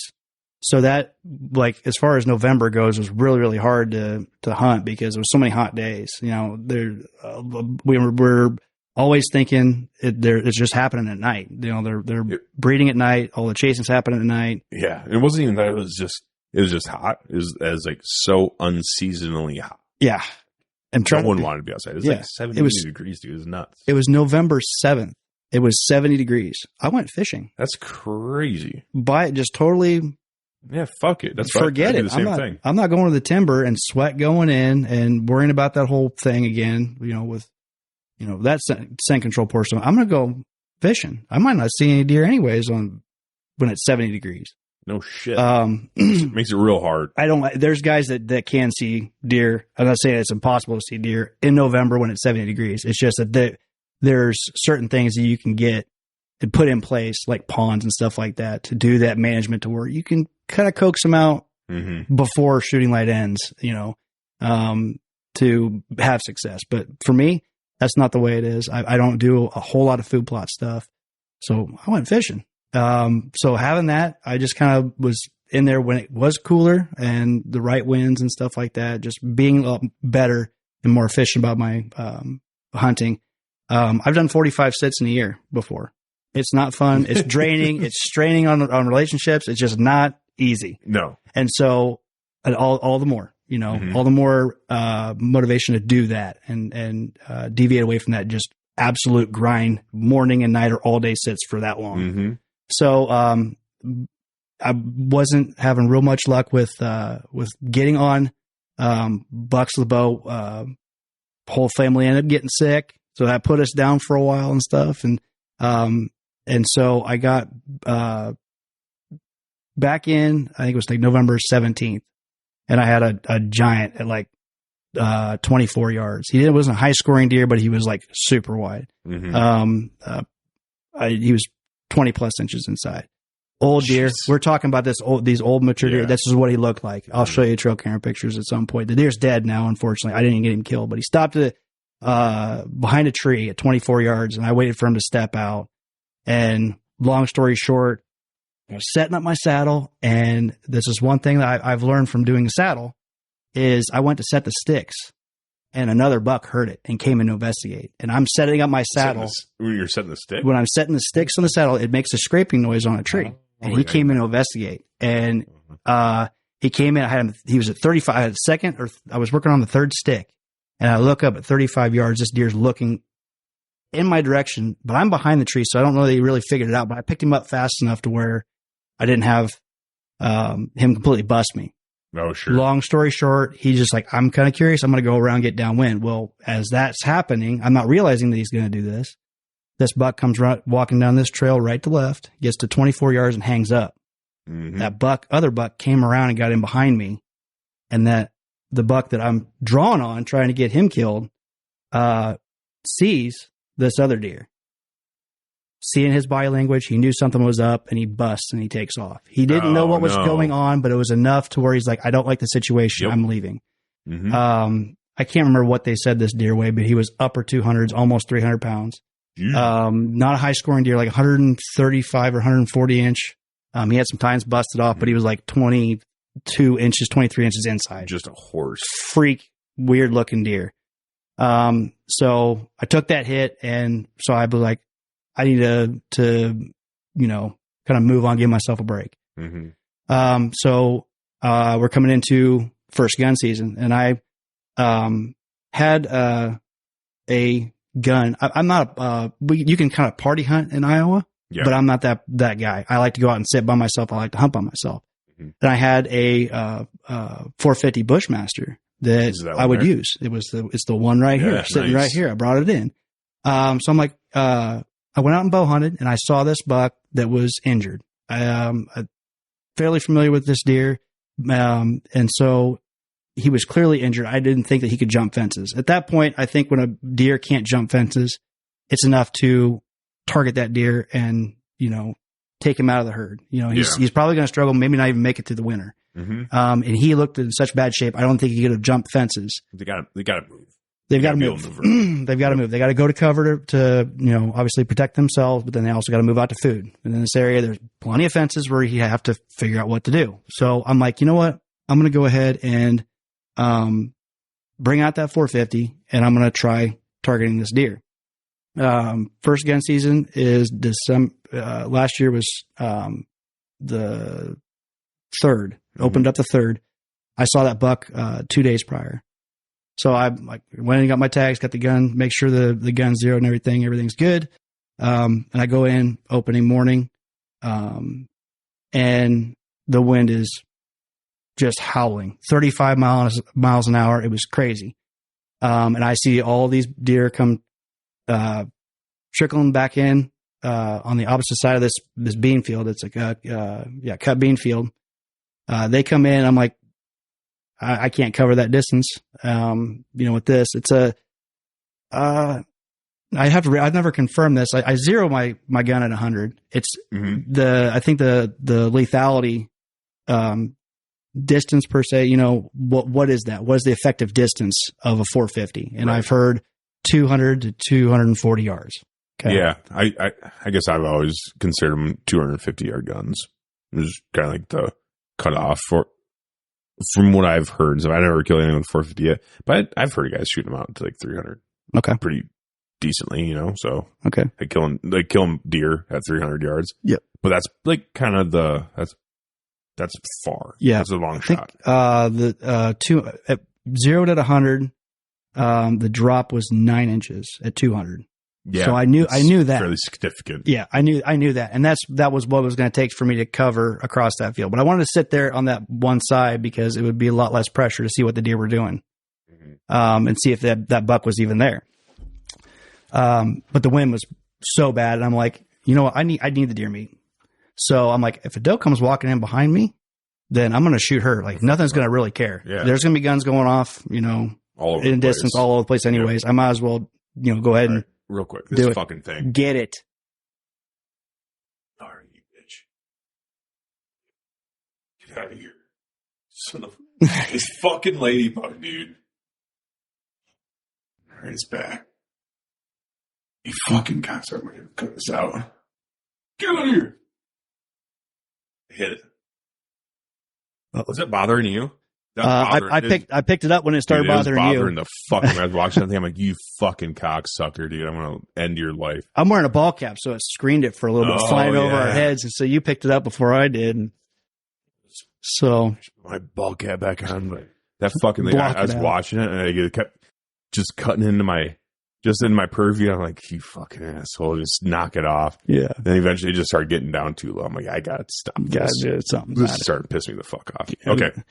So does or bucks don't matter. You're shooting something. Yeah, I needed something. Yep. I'm targeting this buck. He's not a giant by any means, but I'm not worried about boogering him. And he's injured. He's probably still going to be in the area, even if a gunshot goes off or not. So yeah, I mean, even though it's not high fence, it's basically high fence at this point. For him, yeah. For him. Yeah. So not to be rude, but just because if he's not able to jump around and shit, then it's like he was pretty limited. He was really hobbling on his front left leg. Do you know what happened? I never did find him up to this point. Do you have any idea of what happened? Like, did it look like you got hit by a car or got it shot or? I couldn't. No idea. I couldn't tell. Okay. I'm assuming it's from a fight. December. All them bucks have been fighting during the rut. And he's just limping around, probably from a fight. I'm nowhere really close to. It's gravel roads, but no highway or anything. Within at least 2 miles. Okay. So the likelihood of him being hit by a car is pretty low. Not saying it would.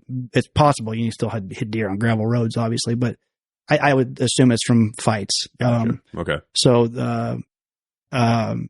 Doe came in behind me, and I ended up dumping her at 40 yards.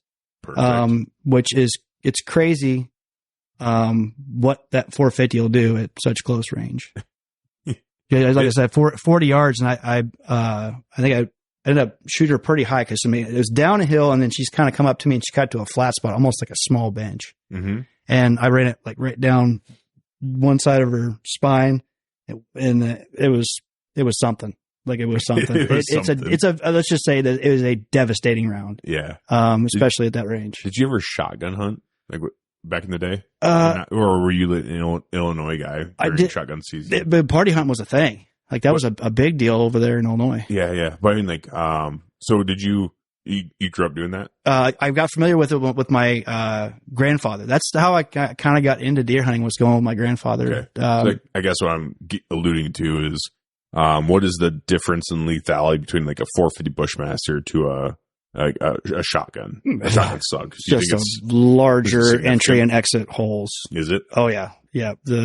I never killed anything with my 450 yet. I got one, and I went out one year, didn't get nothing. I ended up going to early muzzleloader this year. So yeah, I was curious on what the difference in what you saw in lethality between shotgun slug and a 450 Bushmaster. Yeah, you hit them in certain spots and they'll do a lot more damage. But what I notice is, especially with tracking deer, because I want a good wound channel to open up for a good blood track. Yeah, there's no point in killing deer if you can't find them. Yeah, I've shot even with it's called a sabot slug. A lot of these new shotguns have what's called a sabot slug. They're shooting at a lot higher speed, and I end up I've shot a couple of deer with a 20 gauge sabot slug. It's actually my wife's gun, but I've shot several deer with those, and it just didn't quite leave the blood trail that I'd hoped. It was always I got to go looking for the body versus following a blood trail. So,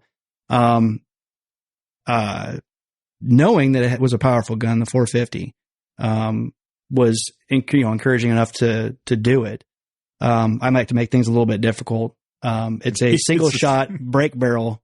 We'll go into it. It's a CVA Scout single shot break action gun, and I like that little extra level of difficulty when it comes to reloading and everything like that. I want that one shot to count. Well, and so that's my thing. It's one of those things too where you're not tempted to maybe just be like, I've got like 8 more in the mag ready to go. So you really make that one shot count. I've noticed that with like muzzleloader and stuff too.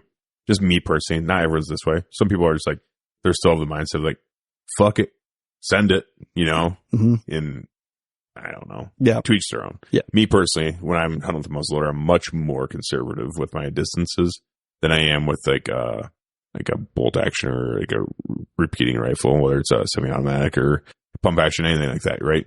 Where you have plenty of rounds to get through. Right. You can make follow-up shots pretty easily. Right. Yeah, that's different. It's like, you want to make your shot count. So. Yeah. Yeah. I'm not a big ballistics guy. I mean, I'm familiar with what the gun does. I'm not worried about numbers. I want to see what the gun is. So I'm going to zero it at 100. It's going to be zeroed, and I want to know what the drop is. So I'll take a shot at 150 yards, know what that drop is. Yeah. And go from there, It's a sexy gun, though. Thank you. It's a nice looking motherfucker. It's not it's a relatively inexpensive gun. I think I put it together for around like $900. Yeah.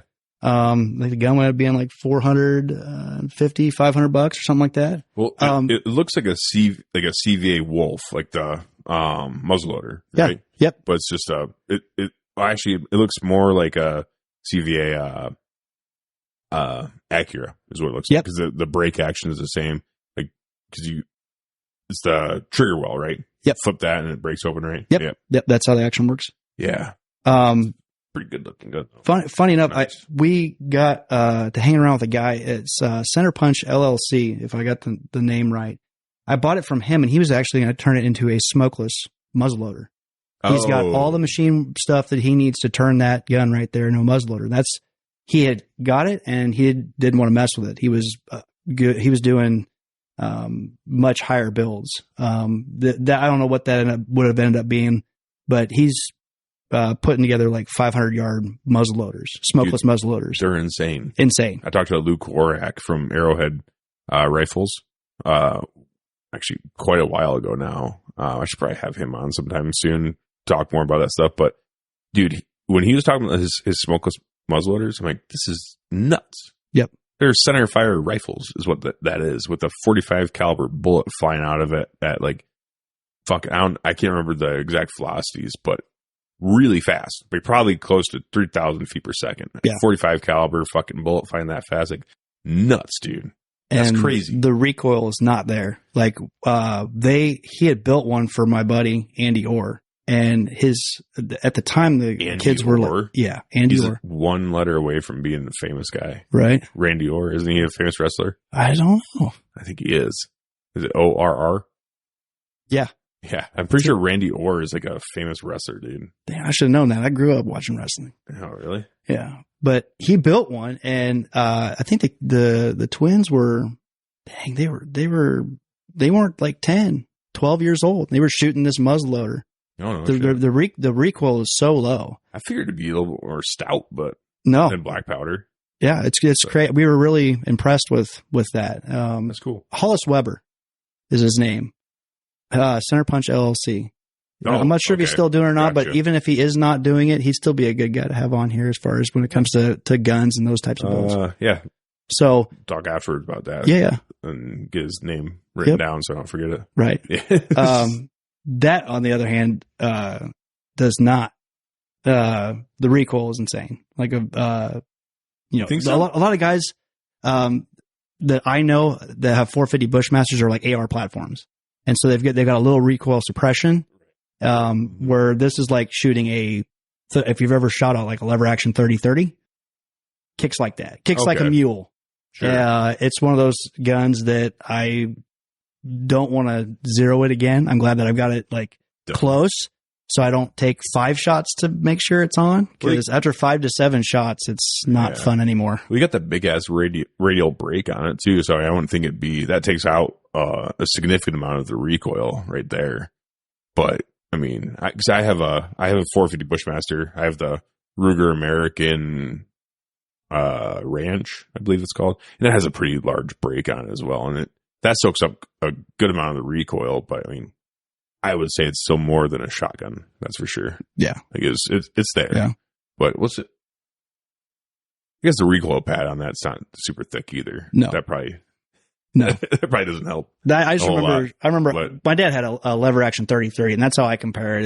He would say, "Oh man, I think it kicks like a mule." That's what it does. It's not fun. Yeah. It's not something I would have. My daughter shoot. She's almost 7. She's not going to shoot that gun. No. But those smokeless muzzleloaders would. But getting back, or a 350 Legend and an AR platform would be better. Significant. Yeah. Oh yeah. For sure. Kid. For sure. So. Very devastating round. That proved to me there that had what I wanted as far as lethality and then blood trail. So I was very happy with how I performed on that doe. So that day I turned around and went right back out to that same spot that I shot that doe, but moved up the field because the field pinches down a little bit.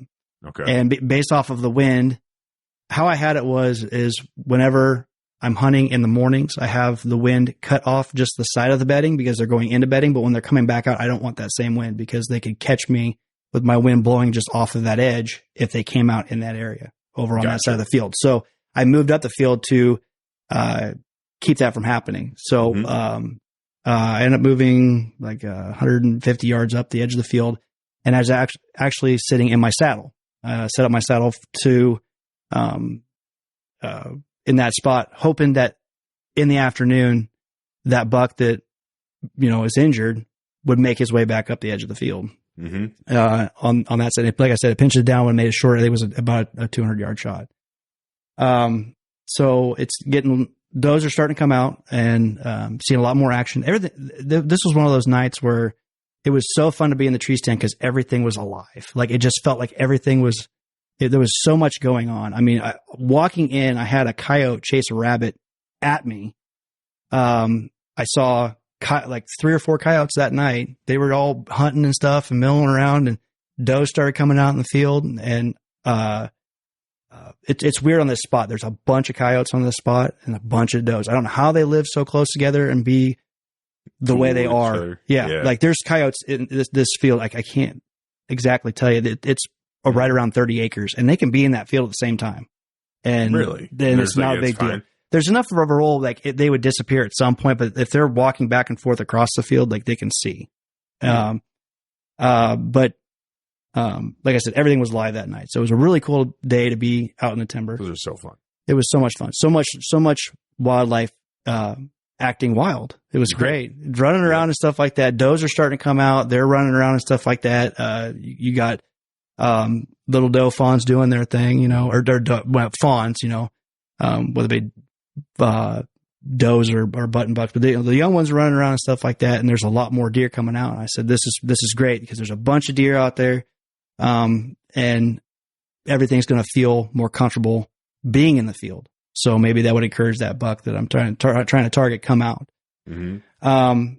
So it gets to a point where I'm losing camera light, and there's a buck in the back corner of this field that just pops out.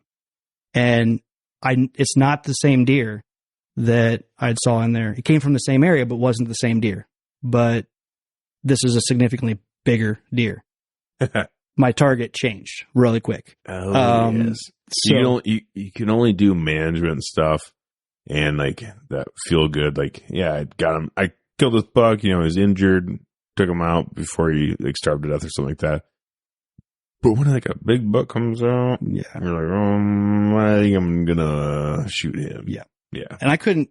Where that injured buck was at was underneath a tree stand that I had on the other side of the field. Mm-hmm. Being afraid to go over there and bump that deer, I stayed on that other side of the field. Sure. So this comes around being out of the mix a little bit as the story unfolds. Gotcha. So this buck comes out. I'm like, this is the deer that I want to target. This is the deer I want right now. I'm losing camera light. I'm losing light, period. And so I'm like, I'm sitting there filming. Like I said, I film, so I'm filming him, and he's doing all kinds of cool stuff. He is bumping does around. He's doing just things a little bit different than other bucks would do. I've heard this from other long-term hunters. They've been hunting for a long time, talking about how some of these older mature deer, they almost get into this like herding mentality. Like they have a harem of does, like bull elk have with cows. Yep. And he was almost acting in a way of that. He was herding those does up the field, keeping them away from these smaller bucks that were in the field too.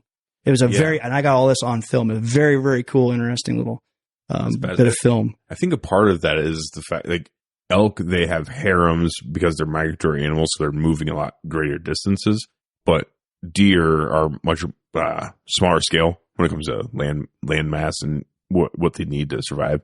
So like they're bedding in general vicinities of each other, and then the fields they come out to like socialize and stuff. So I could definitely see that. We're like, hey, this is my social group, bitch. It could very well been that was keep them away from the other bucks. So like these are my people. Yeah, and I kind of came to me just now. It's possible that he came up on that group of does, and maybe sensed that there was one coming in. It's still December 3rd. There's a very possible that another doe in that group could come in to heat at that point. Ross talks about that all the time. The secondary rut, that hits around like December timeframe, early December. Yeah, and so it's very possible in that group he knew that there was one there, but there were so many. Like I'm telling you, there was like 18 to 20 does, and he wasn't figuring it out which one it was. So it's possible that it could have been just that, not necessarily that herding mentality. But he's like I said, he's trying to keep these does, get in between these other small bucks and this group of does. And I'm burning video. I'm just soaking this up. But again, I'm losing camera light and I'm losing shooting light. Badass though. And I've got to figure this out. 275 yards away, I got to do something. So like I said, I'm in my saddle. And I'm like, but I got to get this on film. Like if I'm not in the tree, I can't get this on film. So the best I could do was I took the camera and pointed it in his direction and tried to pan out and get as much field of view as I could to record as much as I could and try to get down and put a ground stalk on this deer. And that's exactly what I did. I kind of opened it up where it covered that back corner and of view and pressed record and got down. Got down out of the tree, and there's a little bit of a rise in the field. There's a kind of a ridge that goes. It's you can't really see it when I was in the tree stand, but when you get to the ground, you can really see this roll. And it would have covered about 125 yards. So I was able to get to a certain point where I started to get up to that crown. I had a reference point when I got down because I wanted, as I'm starting to crest it, I want to start looking for that reference point. There's a cedar in that back corner. Dude, when you get out of a tree stand, starts walking like that, everything looks so much different. Changes. So much different. So I knew when I got down, I needed a reference point to guide myself as I'm getting closer. That cedar is probably like 20, 25, 30 feet tall. Yeah. So I start to crest and I've got it. I've got that cedar and I start to really belly crawl. And it got really difficult because I'm in a cut bean field, not cut real low, and I'm dragging my saddle and my bridge because I didn't take it off. Yeah. I'm losing light. I had no time to take it off. So I'm crawling with everything on. How much light do you have right now? You're thinking? What's that? How much light do you have left right now, you think? Are we talking last 30 minutes? We're inside like 20. Oh, like I'm right there. So I'm right there. Like, yep. You're trying not to bust me. You're like, fuck, I gotta hurry though. But it was probably, at that point, it was probably 30 minutes. But by the time that I shot him, I probably only had 15 to 20 minutes left. So I get down, I crawl, I get up to the top where it starts to crown and really start to roll. So I'm looking. I'm like, I still can't see anything. So I at this point, I've already got the hammer back. I'm ready to shoot. I'm like, okay, I think it's 100. From what I understand, is about 150 yards from where I'm at to that back corner.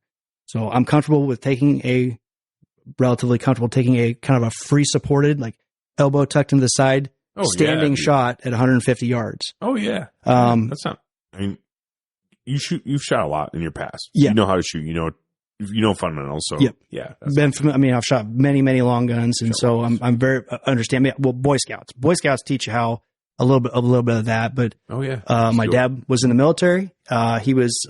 He always loved guns. So I was taught from a really young age what to do when you're standing, tuck that elbow in, or if you're, kneeling, prone, all that stuff. So I knew that I felt comfortable, tucking that elbow in and taking that shot at 150. Well, as I'm starting to raise up, that's when I see him coming up the field with them does, and they're closing the distance fast. And as they come up the field, that basically what ends up happening is I become more exposed as they work their way up the field. So I've got to make this happen like really quick. So as I'm getting, they're working their way up the field. I drop back down and I can see the does out in front of them start to come into my view. And I'm like, oh crap. So I rolled. It's go time. I go to a seated position and I did a very similar to that same elbow into the stomach, but it was kind of more on my knee. Yep. And, there was 3 does that ran out in front and then he came into view, at 100 yards. Perfect. Chip shot with that gun. Oh, sitting like that. It's just like, dude, literally. That's the perfect shot you get when deer or an animal comes in right at your zero range. It was that moment. It was just like you could hear, this is it. Yep. This is that moment where it's just like everything goes. Just everything. It just that your window of opportunity is opened up. Here it is. Yep. Chip shot. He comes up the field and he turns back away from me 180 degrees, but he's not quite 180, but he's not quite broad, so he is quartering away a little bit. Okay. So I put the crosshairs on basically the back third of his ribs and squeeze the trigger. And you could just tell immediately, like, it hit him hard. Thumped. Oh, yeah. He took off and, like, fast. I've never seen a deer run so fast in my life. Took off the back the same direction. Deer, does all dispersed everywhere. And at this point, I'm, like, trying to understand what happened. I get up and I start to kind of walk that direction to see if I can't find where he's going. Yeah. At that point, Yep. I see him for maybe 3 seconds and he disappeared. I'm not seeing anything. Like, where did he go? I'm like, the way he reacted at the shot, like I hit him. Mm-hmm. I'm almost certain of it. So I ran back. I give my wife a call, and I give my buddy Andy a call. Like, we're really tight. We talk deer hunting all the time. In season, we're talking dang near every day. And I wanted to say, hey, dude, I got one down, like a real good one. Are you guys hunting the same areas too, or no? No, okay, no, just same talking. county. Yeah, Gotcha. same county. We chat back and forth of what's going on, what he's seeing and stuff like that. And we try to correlate that. Now it's going to be different from farm to farm, but we try to talk a little bit to understand kind of what's going on, what he's seeing and what he's not seeing. Oh yeah. Give him a call, cause he's been right there. Teach him. He taught me quite a bit as far as mature deer movements than just the small fundamentals, even putting up tree stands. He's been, in doing it efficiently. So he's been always there. So he's a really good friend. And so I had to call him. So, call him. I was like, yeah, dude, I got a good one down. And I'm like, I haven't gone and tracked him yet. And at this point, I'm just like, this is usually what I do when I shoot a deer. I try to go back and I want to process, just of something to do, not necessarily process the scenario, but just having a task to do to kind of take my mind off of the situation. Mm-hmm. So I don't do something drastic, like go over there and like try to find him immediately and then maybe push the deer. Yep. Whatever deer it is, push the deer further. So I always go back and I kind of like gear down. So I'm taking my saddle stuff down. I unload the gun. I'm kind of just like I got my bino harness on. I take that off just to kind of free things up a little bit. Yeah, no, that's smart. And so I'm like, okay, well, I still got a little bit of light left. It's been probably 15. I mean, literally it's like at last light. Like there's no more light. The shooting time is done. Yeah. But there's still that little bit of light. So I'm like, I'm going to go over there and I'm going to at least see where the shot, where I shot him at to see if I see any blood. And I'm seeing little bits of blood.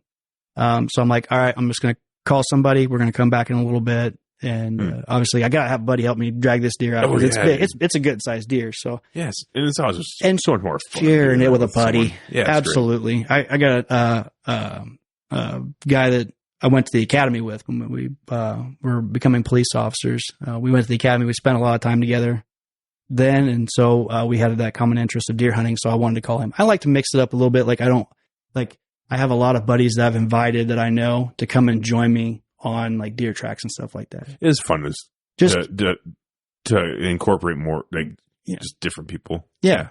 Say a buddy that hasn't had a great season and they would think it'd be cool to go track a deer. You just need to see something, especially when it's rough season. You're like, oh man, I just need to see something go down, dude. No, that's so possible. Yeah.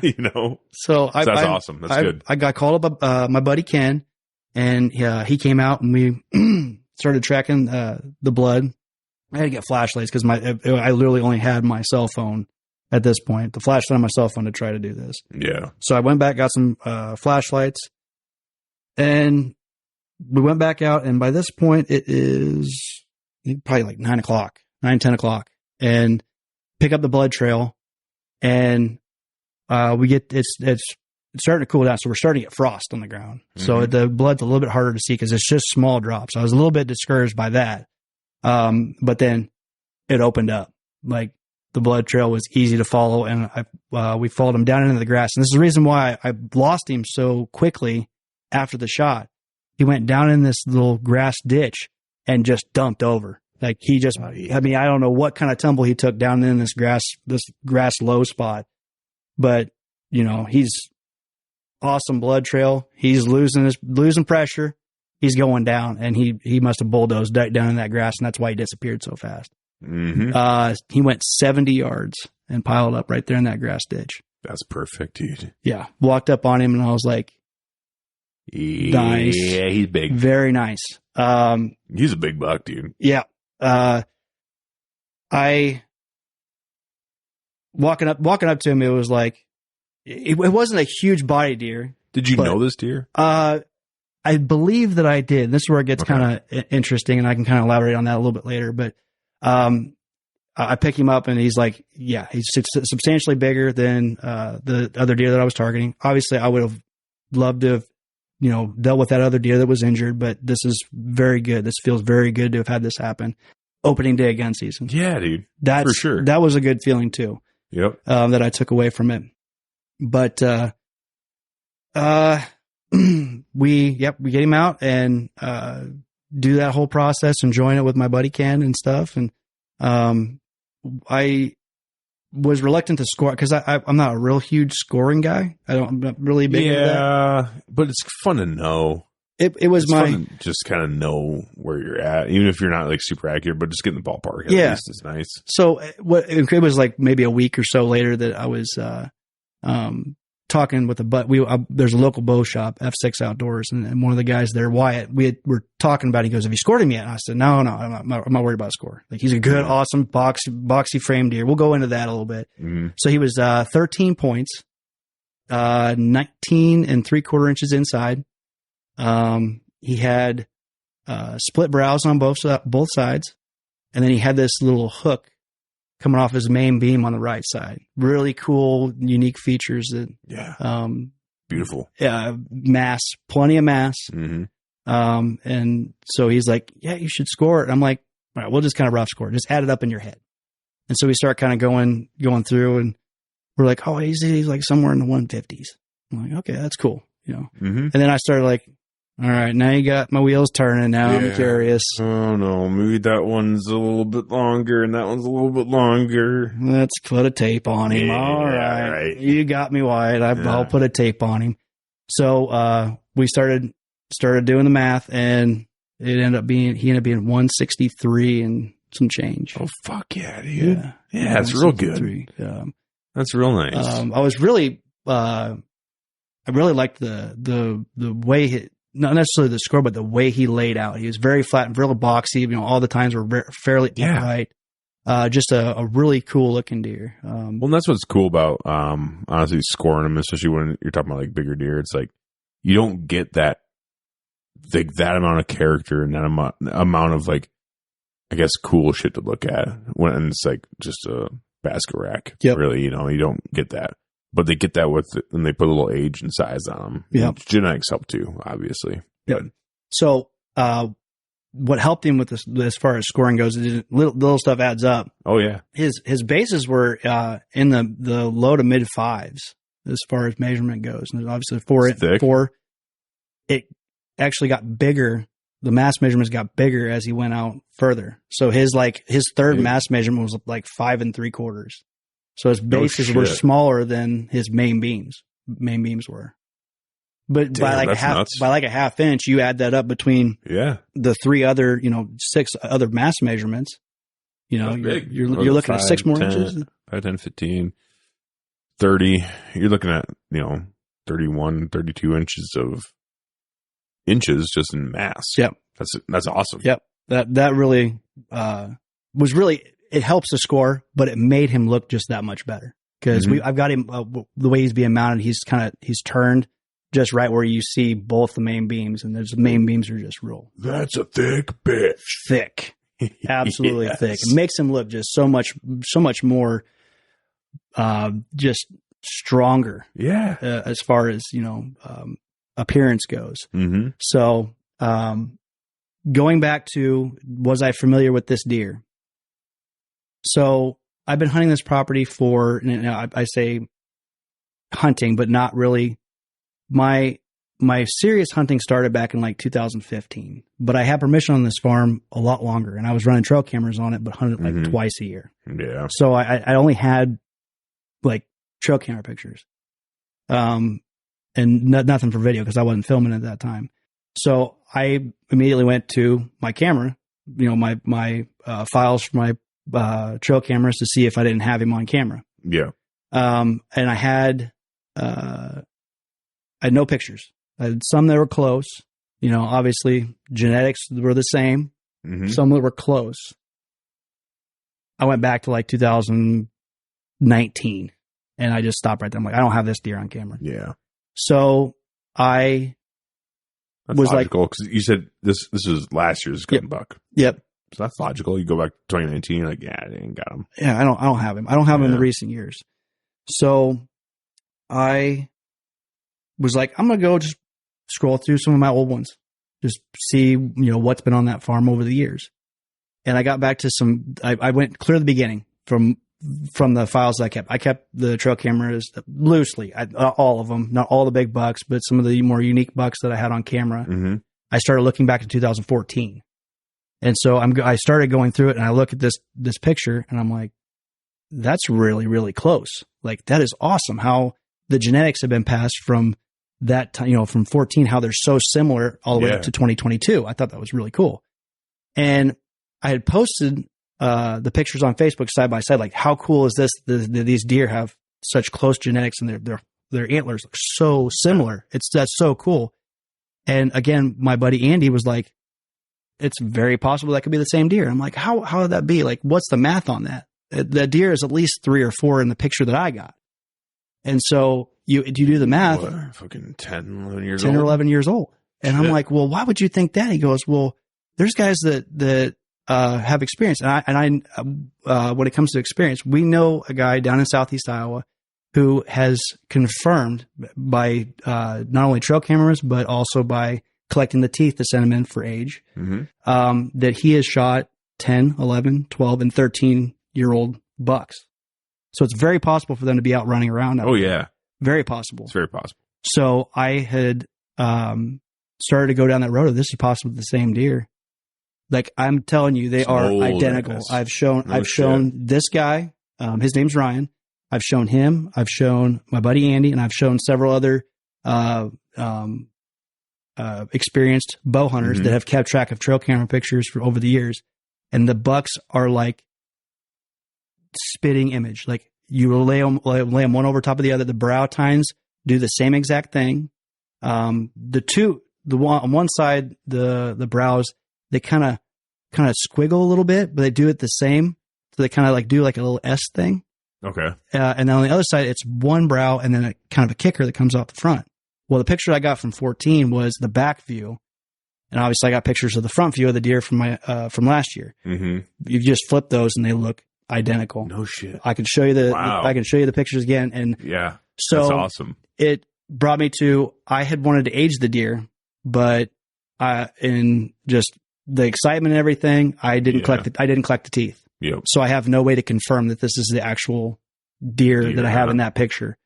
But like I said, that guy cool, Ryan said that a deer, their antlers are like a fingerprint. Like they change a little bit, but they keep some of their similar characters. And he has also kept track of deer where they look like this at 4. They change a little bit at 5 and 6, but then they start to do the same thing or grow the same rack that they were when they were 4.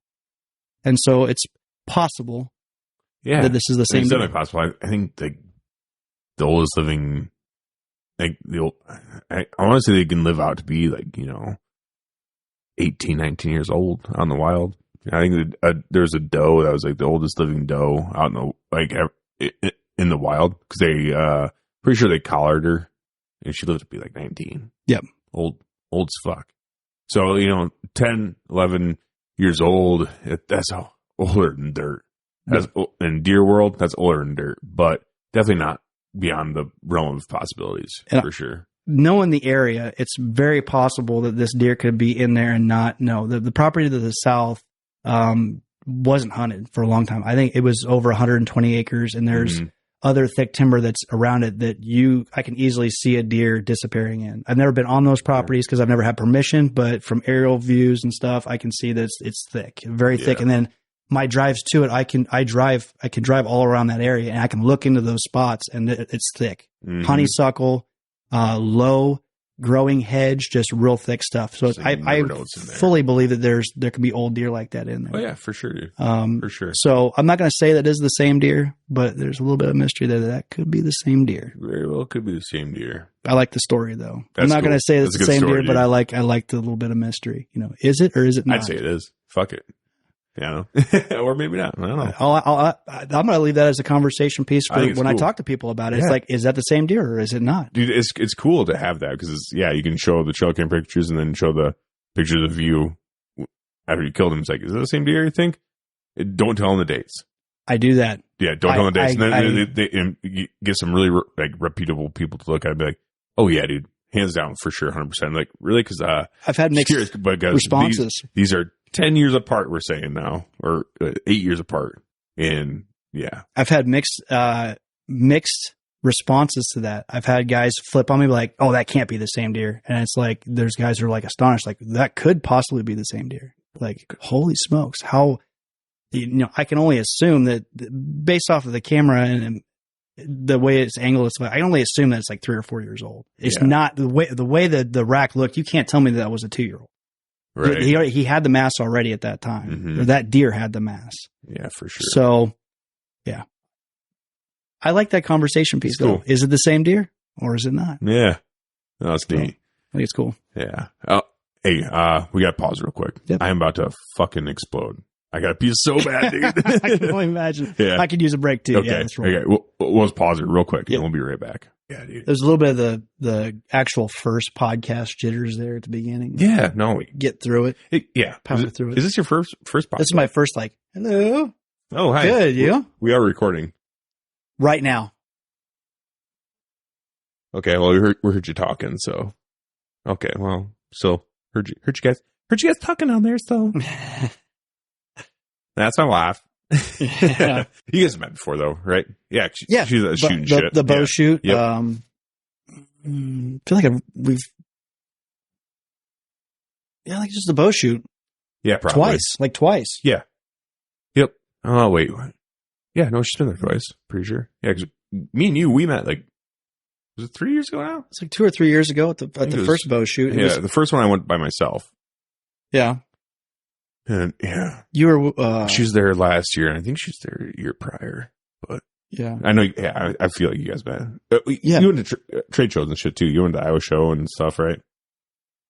I went. I might have seen him there. Like I showed up for we were like really hustling through. Yeah, I was with a couple of other guys that really were like, we just need to go get through, look at the product, and I kind of swooped in, talked to Ross for a little bit, grabbed a hat, and then.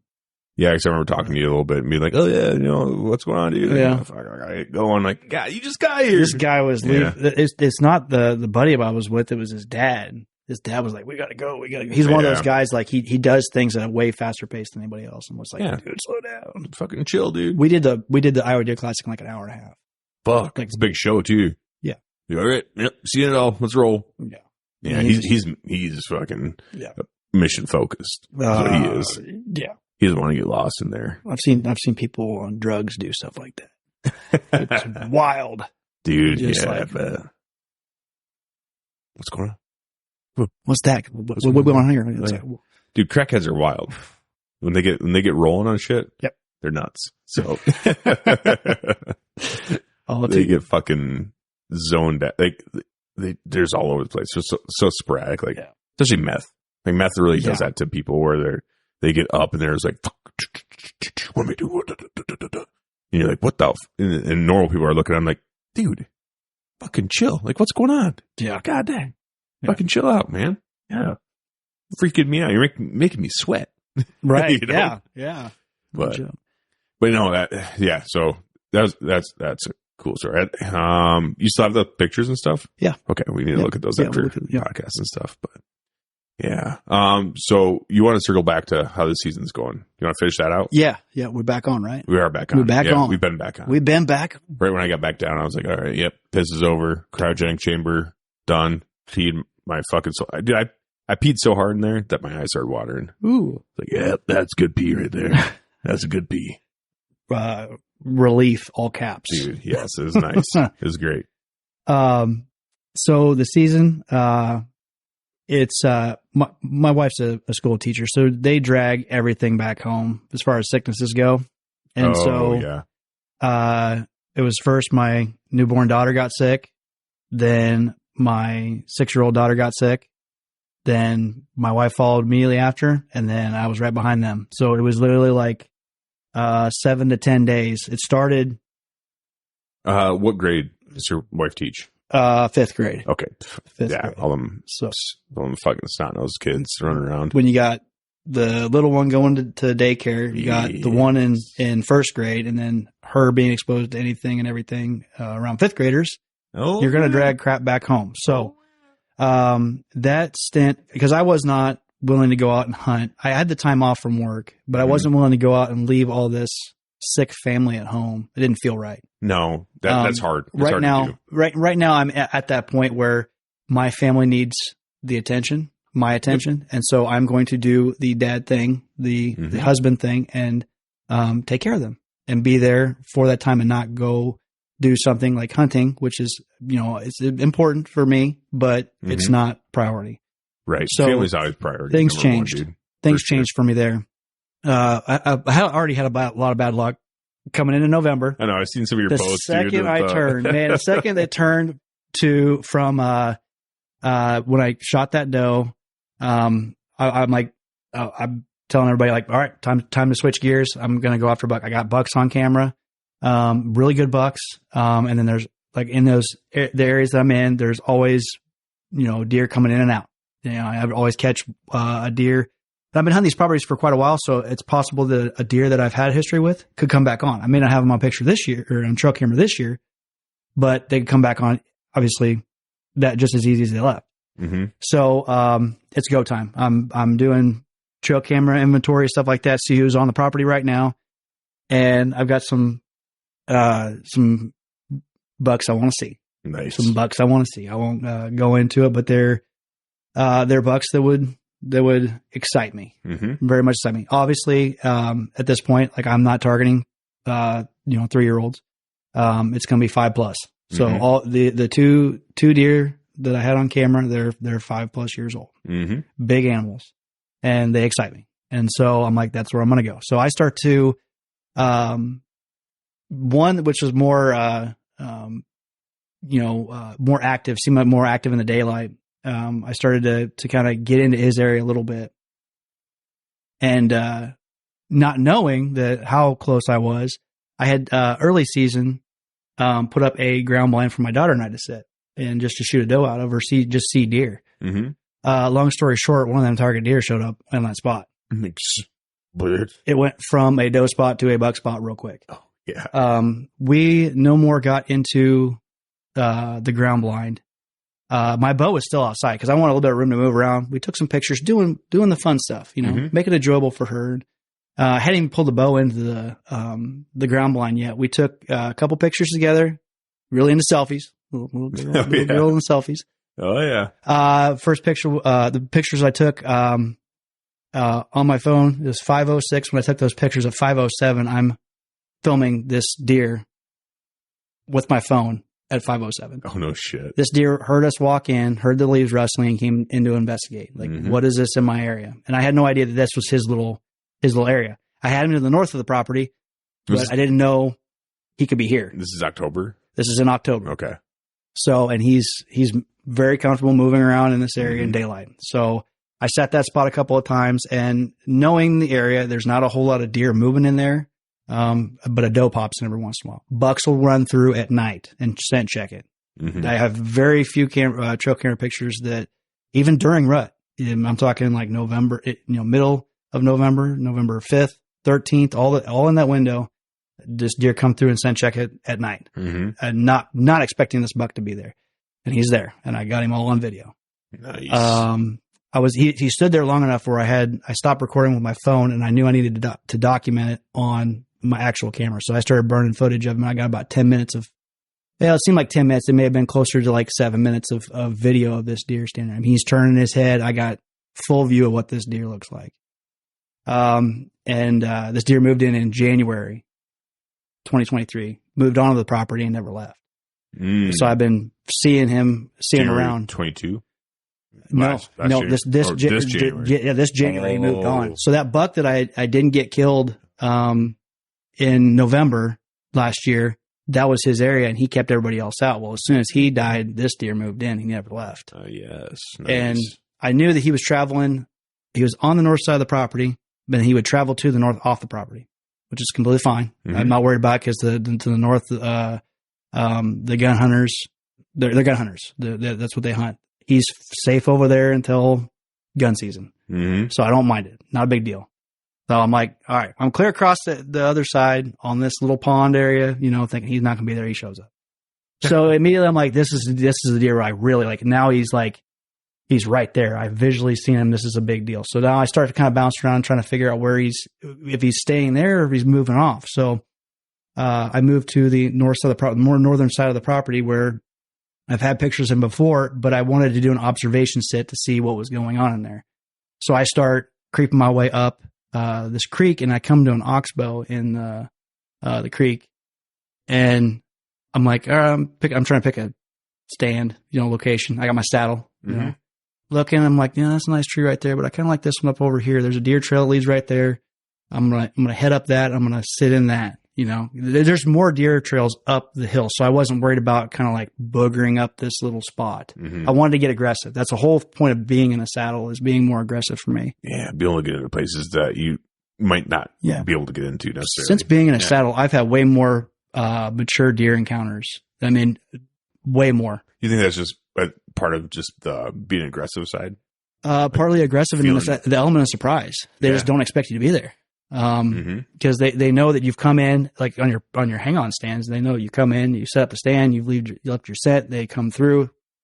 Something's here. Well, I'm going to be kind of timid to this. And you have so much more opportunity to like clank and make a little bit of noise when you're getting set up. I'm sure a saddle is just like silent. Yeah, it's fairly silent already, but there's ways to even make them more silent. So I make very little noise setting up that saddle. The most noise that I make is setting that stick.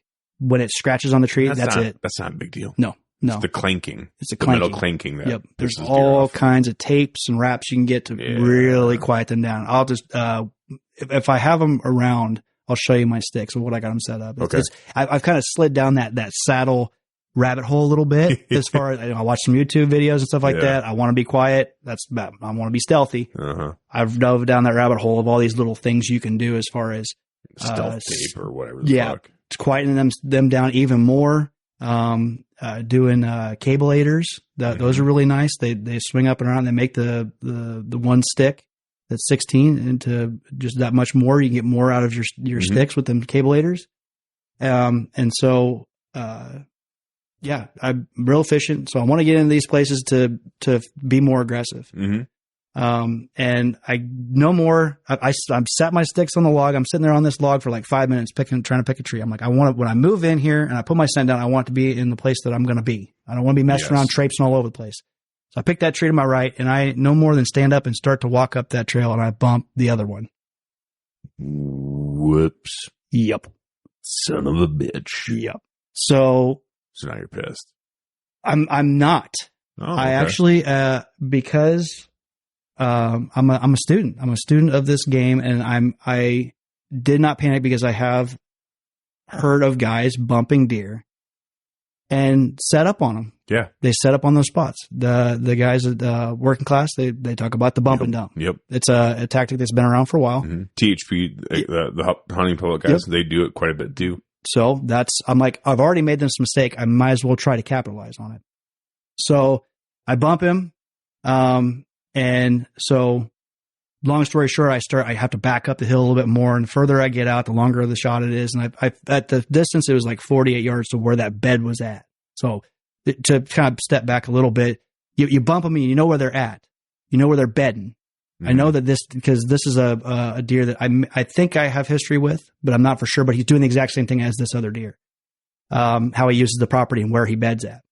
So I'm like, he likes this spot. He's going to want to come back to it. So I took the saddle and I moved up the hill to where the next day I had that same wind, but my wind was going to be going in a way that he wouldn't pick up on it as he came back into that bed. This is what I've heard. I've never actually seen it. But bucks will swing down around their bed, downwind side of their bed that they're normally at to check it to see if anything's in there, especially when they've been bumped, to see if there's anything in there. And if you can get by with it, as far as having your scent just blow off of them just a little bit, or just somehow get away from them to where when they approach it, they don't sense you and they come in and they bed. Or if you somehow fucking plan it up where you're sitting on the bottom part of that J hook. Yeah. And you're in the money. Yep. Right there. So that's exactly what I did. I got up the hill. It was going to be where I set up to have the wind come up out of that draw, just off of where he would come in. I was assuming this too. I was expecting him to come from the east and swoop around. He can't really come around to the west because there's a fence right there. There's a ditch. There's a lot of, there's a really steep spot off this hillside. There's really no way he's going to come around from that side. Yeah.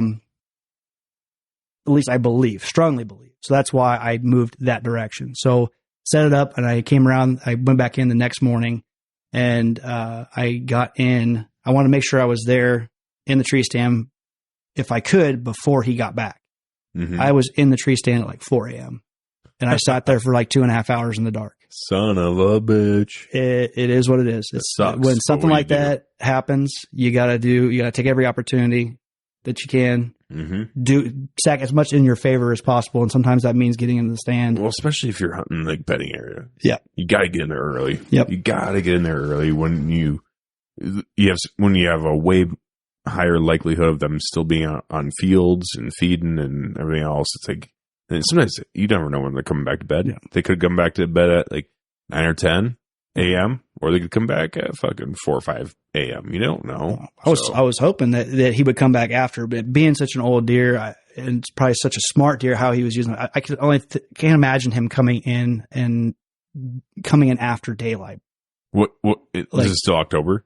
Yeah. Okay. I believe so. Or if it's not, it's early November. I can't exactly remember the dates. Yeah. Late October, early November time frame. Yep. So, pre-rut stuff. Scrapes are starting to be worked. And there wasn't too much of that activity going on, so I didn't have much to go off of there, but that's why I went in there to want to do an observation set. Mm-hmm. So I sat that next morning because I wasn't going to have the winds the next several days. Yeah. So I got in there, sat up over it, and never showed up.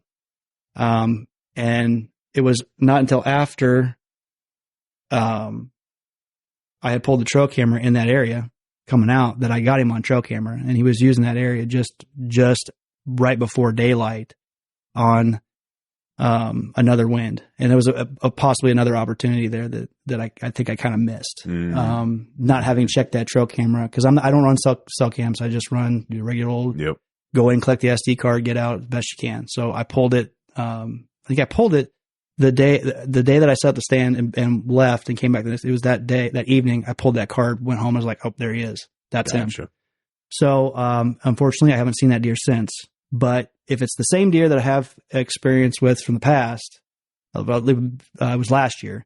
That deer last year left October 17th, and so I can only assume that this is probably the same deer. And because he's using the property the same, how it, when he goes to the west, he's using the exact same thing, exact same route and everything. And I have not yet got a trail camera picture of him yet. When did he come back? Last year, did he come back in late season? He never showed back up. He never showed back up. No, I never until this year. Yep, I ran cameras clear into January. That's when I caught that other buck coming onto the property, and that's the direction that this other buck.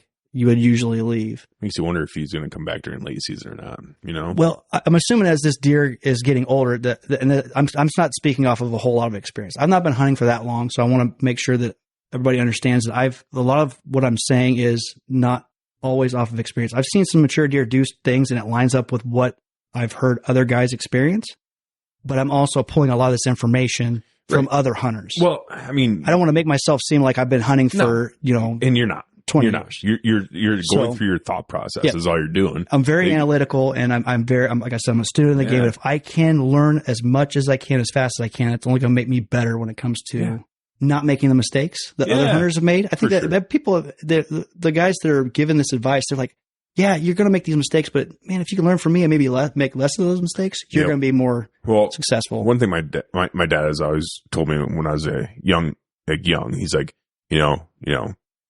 the way he always categorized like stupid, smart, and wise is like, a stupid person is going to make the same mistakes over and over. A smart person learns from his mistakes. A wise person learns from his mistakes and those around him. Yep. So if you want to strive to be a wise man, so you have to be observant. You have to see what other people do. You have to see other things. You have to try to realize and if you can see someone else make a mistake and learn from their mistakes as well, it's only going to help you out more. Yeah. From preventing you making more mistakes. Like that's the difference. So it's like, that's good. That's awesome. That's me. I'm 100% in or I'm 100% out. If I can't do it as the best that I can, or, like I'd be 100% invested, I'm probably not going to do it. Even if it was at one time, like I was super into baseball. I'm no longer into baseball. I really could care less because I'm not 100% into it anymore. Yeah. Exactly. Whitetails was the same. Whitetails, fishing, all that, those things, I'm like 100% in. Mm-hmm. Like I'm the same when it comes to fishing. I got a lot more experience when it comes to fishing than I do hunting. So, these things that I'm saying is not always based off experience, but what other guys have seen. And I listen to the same people and they've had this experience. I experienced it. So I'm going to trust them in those other things that I've not experienced yet. Yes. If you understand what I'm saying. Oh yeah. Yep. And I'm making these decisions based off of what they're talking about. I talked to some guys that are very, experienced in like a bump and dump situation, going back to that, setting up right after you bump a deer. And they're like, yeah, dude, I've done it several times before. And I've not always killed the deer, but they come back. Which is fine. I'm not upset about having not been able to keep up with that deer. Like, again, it goes back to the priorities of my family. I've had this stint where we've had to deal with this, the sickness or whatever else we got going on. And it just so happens to fall right here in deer season. So it's made things a little bit more difficult. But, sure. Kind of progressing, going on. I'm not sure what I was trying to say. Yeah, tongue tied is all get out. So moving forward, I literally I've only sat 8 times in November. It's just been that difficult to get out. And like I said, I go back to the efficiency portion. Like if that wind's not right, I'm not going. Cause I know long story short, I don't hunt big blocks of timber. I hunt ravine guts and all that stuff, real thick stuff, strip timber. It's, when you get down them spots, if you don't have the right wind speed, it's going to swirl and you ain't got no chance. So, I'm going at the best of times and, trying to make the most of those sits that I go and do. Yeah. And so you're hunting in areas where they need to move a little bit more. Like they got to get moving. They got to feel spunky in order to make it worthwhile for sure. So I go in, this is November 6th at this point. I'm going to try not to make this so long, but it's been a while. It's been a wild season. November 6th rolled 5th or 6th, 5th. And I go into one of my better spots where I have a lot of pre-rut action. It's always, when I say pre-rut action, you see it's that bumping of does of smaller bucks and then some bucks coming out to check. At this point, a lot of times the pictures start to kind of dwindle off as does come in and bucks are off with those does. And I go into one of my best spots. I've been waiting for a south wind for this spot to go in the morning. And I've got a long walk up this fence line just inside the timber.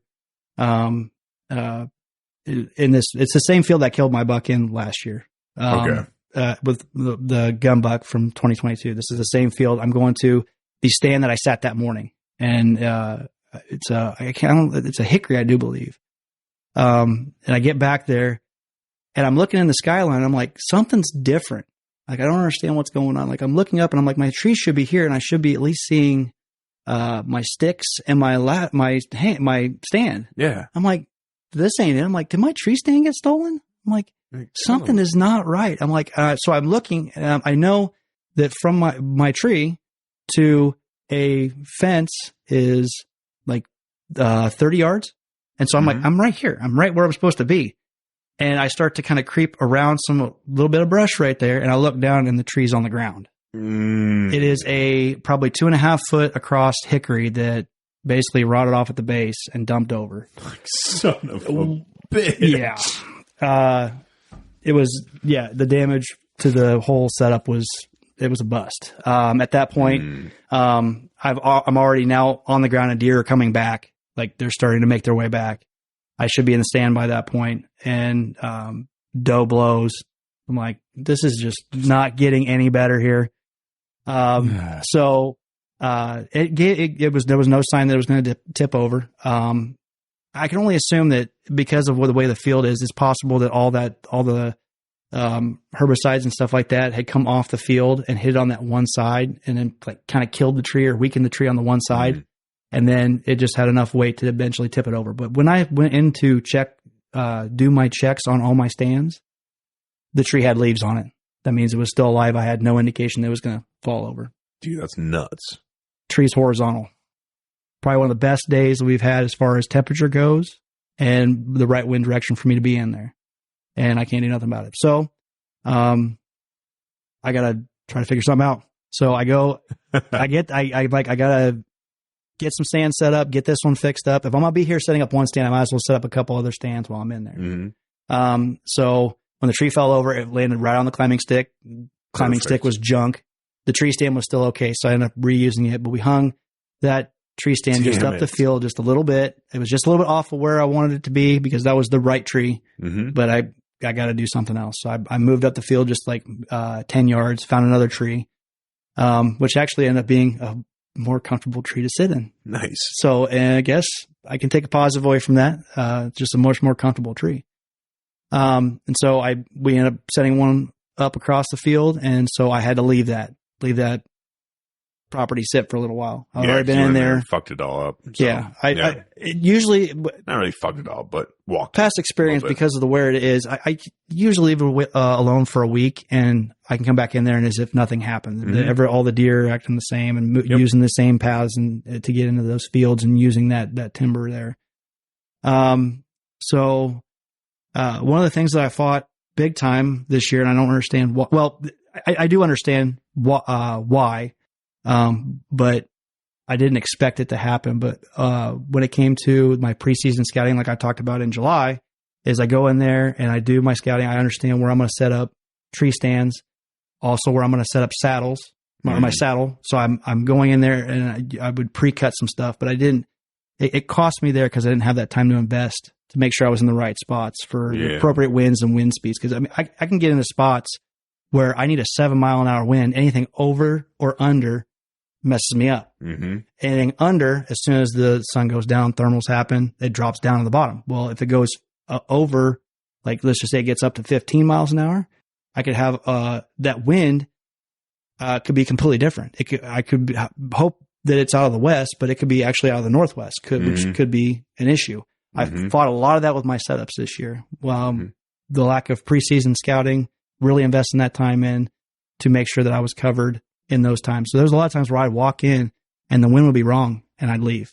I probably 4 or 5 sits where I went in to sit and I couldn't do it. I get set up and that wind was just swirling. Yep. It's like, you can't be in there. You got to get out. So, you're doing so much more harm than good at that point. When it starts swirling like that, it's like, I've had a few sets where I'm like, I get in there. Well, actually, last year when I killed my archery buck last year, I got set up in a stand and it was blowing in a spot where I'm like, okay, it's probably gonna be okay. There's a scrape over here it'd be to my left, I guess. When my wind was blowing, I was cutting just perfectly, like right behind that. So I'm like, if a buck comes up to check the scrape, my wind's blowing behind that scrape, so I'm gonna get a really good shot on a buck, right? Well, evening comes, nightfall starts happening. The wind starts swirling a little bit. And my wind shifts, and now it's blowing just in front of that scrape. I'm like, it's basically cutting perfectly across my right cheek across this lane. I'm like, well, hopefully I get a shot before they get my wind. And that buck came across and fucking stopped. He hit a brick wall, licked his nose, stuck it up in the air. Does a couple of them, and then I'm like, fuck, he's getting all of my ass right now, dude, Yeah.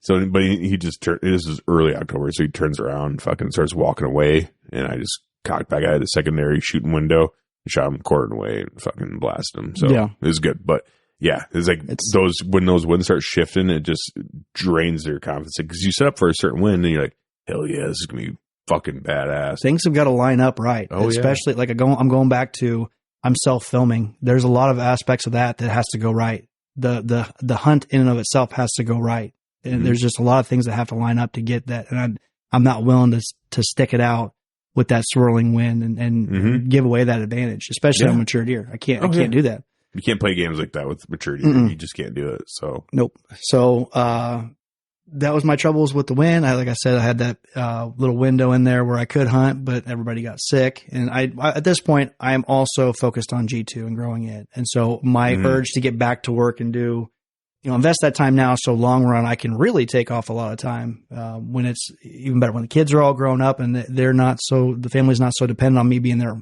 that much. Yeah. I can take that time off. So I'm investing in the future. So my season didn't look like it normally did. And it almost made me, just to kill those deer, you got to be out there. Yeah. You got to be out there quite a bit more than what I am. Yep. Well, that I was out there this year. So it's frustrating, but everyone, sometimes you just get seasons like that just kick your ass and nothing really turns out the way you really planned it beforehand. But it's like, you just got to roll with punches and be like, well, I'm not going to be upset about it. I'm not going to mope around and I'm just going to refocus. And what's the point, dude? Yeah. That's why I try to preach to people a little bit more. It's like, I love, going after big bucks. It's all, all that stuff is great. It's all great. Right. But if it gets to the point where it's not fun, then like, what are you doing? What's the point of doing this? Or if it's going to get to the point where it's like causing so much stress where you can't sleep or you can't do these things and it's just like eating away at you. It's like, and maybe you need to take a break. Yeah. Maybe you just need to stop. Yeah. I got to that point a few times this year where I'm just like, I'm getting frustrated. Like I'm zigging the deer zag. I'm just not, something's just not clicking. I'm just out of range. I'm making good decisions, but not the best decisions. It's like, fuck, dude, it frustrates you. And I'm just like, I just need to take a break for a little while. So I'd take like a couple days off here and there and just enjoy family time and stuff. And like my wife would ask me like, oh, you're going to go out tonight? I'm like, nah, I think I'm just going to hang out. Like, because in my head, I'm just like, I'm just getting a little frustrated. I just need a little break, a little mental fucking break from deer hunting because I want it to stay fun. I want it to stay fun and enjoyable. I don't want to get too frustrated. It's not my job. It's not my, I want it. It's what I love to do. And I want to continue to love doing it. Yeah. Yeah, so. for sure. But, it's just kind of how it's been. I just not crazy focused on the bow hunting. I ended up getting pictures of the first deer, that I had an encounter with. His name, I've named the deer, I don't really care to. But I named him Bear. He had these dinky little ears and these black eyes. He looked like a bear. So I named him Bear. So we're going to use that. There you go. So Bear showed back up again, 3 days ago in the morning. After we got that snow, I caught him on camera chasing a doe. And so, I went in there that next evening and hunted and I didn't get any movement and, I needed a west wind. The west wind, came this morning. And because I'm not that 100% in, like I've talked about, I'm not that 100% in. I was like, I'm not going to go. I'm okay with not going. He may very well walk through there, but I'm not going to go. So I went in and I left my saddle stuff in there. I left the saddle, the platform, the sticks, my camera arm, my bow hanger, everything. Left all that in there because it could stay in there. And then took stuff home to charge. And I ended up, like I said, thinking about going in this morning after getting that west wind again. And I just didn't go. And I'm okay with that. That's just where I am as far as my life goes. I'm okay with, concentrating elsewhere. Well, I went down in there, pulled the set down, and I walked down in the timber just a little bit. We're 2 days away from gun season at this point. Yeah, we're close. And then the property does get gun hunted. So I'm just like, I'm at that point. I'm going to see if he even walked through here. And there was no, like the snow is, still there in the bottoms where this pinch is where I'm trying to hunt him at. And, there was no fresh tracks. So I know at least he was not in the bottom within bow range. There was not a deer through there this morning since I had gotten that picture. So you made the right decision then. Maybe. Yeah. Well, it's possible he could have been up in the field and I could have saw him. But I think that his main area is further back where I had that first encounter with him. Yep. So I just happened to get him on camera there. So that's where my season is at right now. Nice. We're 2 days away from,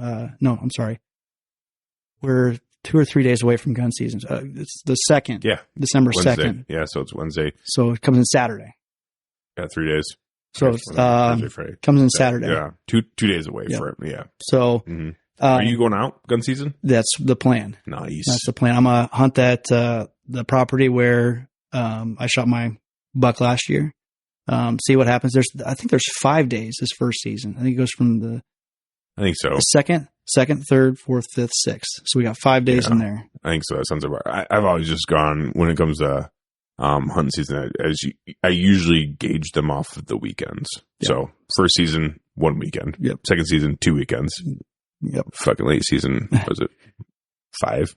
I think it's 5 or 6 weekends. Yeah, something like that. Yeah, get like a little over a month. It feels like a lot of time, but it closes real fast. Oh yeah. So. But what sucks about late season is it's after all the gun seasons. It's after let's get all the pressure in there. It's after 2 months of bow hunting pressure. It's after 3 weeks of gun hunting pressure. So the tail end of late season is when it starts getting good because it starts getting cold, it starts getting nasty, and the deer are starting to be on their feet more. But then you're looking at your watch and you're like, fuck, dude, I've only got like 4 days left. So it's like, but that's when it starts getting really good. Yeah. So I don't know. I tend to, whenever I hunt late season muzzleloader, like my first season doing late season, I was like, all right, fucking let's go. Like, but and then I'm getting kind of frustrated and all this other stuff. But it's like, you have Christmas in there, New Year's in there, and then family obligations and other stuff. And, I find myself not having so much fun at those outings when I'm like, I want to be out hunting. Yeah. But then I start realizing like, okay, but it took me getting out there and hunting those days and like pushing the limits with the family kind of thing and being like, I'm going on. They're like, oh, come on. I can't just hang out. Like, no, I got to go, kind of thing. Things do get good there late season. Yeah. But, during the Christmas time frame, it's like, I'm like, I think it's okay if I just take off, like take a break during Christmas and New Year's and then really pick it up once after New Year's. That's when I start hitting it hard and it gets really good after New Year's because the deer start getting more comfortable. They start working back into their normal patterns after being, hunted for so long. And then, because there's not very much pressure during late season either. So it's like, they start doing their thing again and it starts getting cold. Fucking cold. So it's like nice. For me on this spot, there's a lot less gun pressure around that area. Just in that area where they just seem to kind of come out of it a lot faster. So I'm in there with a bow, shortly thereafter. So awesome. It's a good benefit of that little spot that I have. Yeah. I've got one, I guess 2 spots, but like one area where it's very light gun pressure. And I'm really excited about that spot. So. Yeah, and I came from Illinois, so the gun pressure over there, from what I remember, it's crazy. From what I hear, it's still crazy. Yeah, the gun pressure and stuff, and it's almost like I feel like I kind of get the vibe from guys that like trying to go out there late season with a bow is like just not. It's just super hard. Yeah, unless you own big properties that don't get gun hunted. Yeah, well, the thing about it, it's like because Iowa up here, gun pressure, like in Iowa, gun pressure it's pretty heavy, but Illinois is a little different cat because it's over the counter for non-residents. So it's like, it's got to be substantially worse than Iowa, right? Just because we're a draw state. And granted, a gun tag in Iowa is much easier to draw than archery. I think it's I think up in my area, it's every other year for a non-resident if they want to gun hunt up in my area. So it's like, it's much easier to draw a gun tag, so I think that's why the gun pressure is much more than anything else in Iowa too. But Illinois is over the counter. Yeah, like it's got to be worse, right? Yeah, it's not reasonable. Yeah, I don't know. I'm not. I haven't taken numbers, but I feel like it's got. There's got to be something to that. Yeah, but yeah, man, we're at like almost 3 hours. Yeah. I noticed that. We should probably fucking wrap up. You gotta drive home yet and everything else. So fuck. Okay. Yeah. Well, Tanner, appreciate you coming in, dude. This has been an absolute blast. I enjoyed it. Yeah. This was a good time, dude. I appreciate you driving up here. Yeah. Like fuck. Like no one really cares about me that much, so I appreciate you, Karen. No, dude. When meeting you a couple years ago, I'm like, this is a guy I want to hang out with. And when you asked me to do it, I'm like, I'm coming up. Fuck yeah. Well, I appreciate it. It's been great. Yeah. It's always better when we do it in person. So I appreciate it, buddy. All right. All right, guys. Appreciate you listening. Catch you on the next one.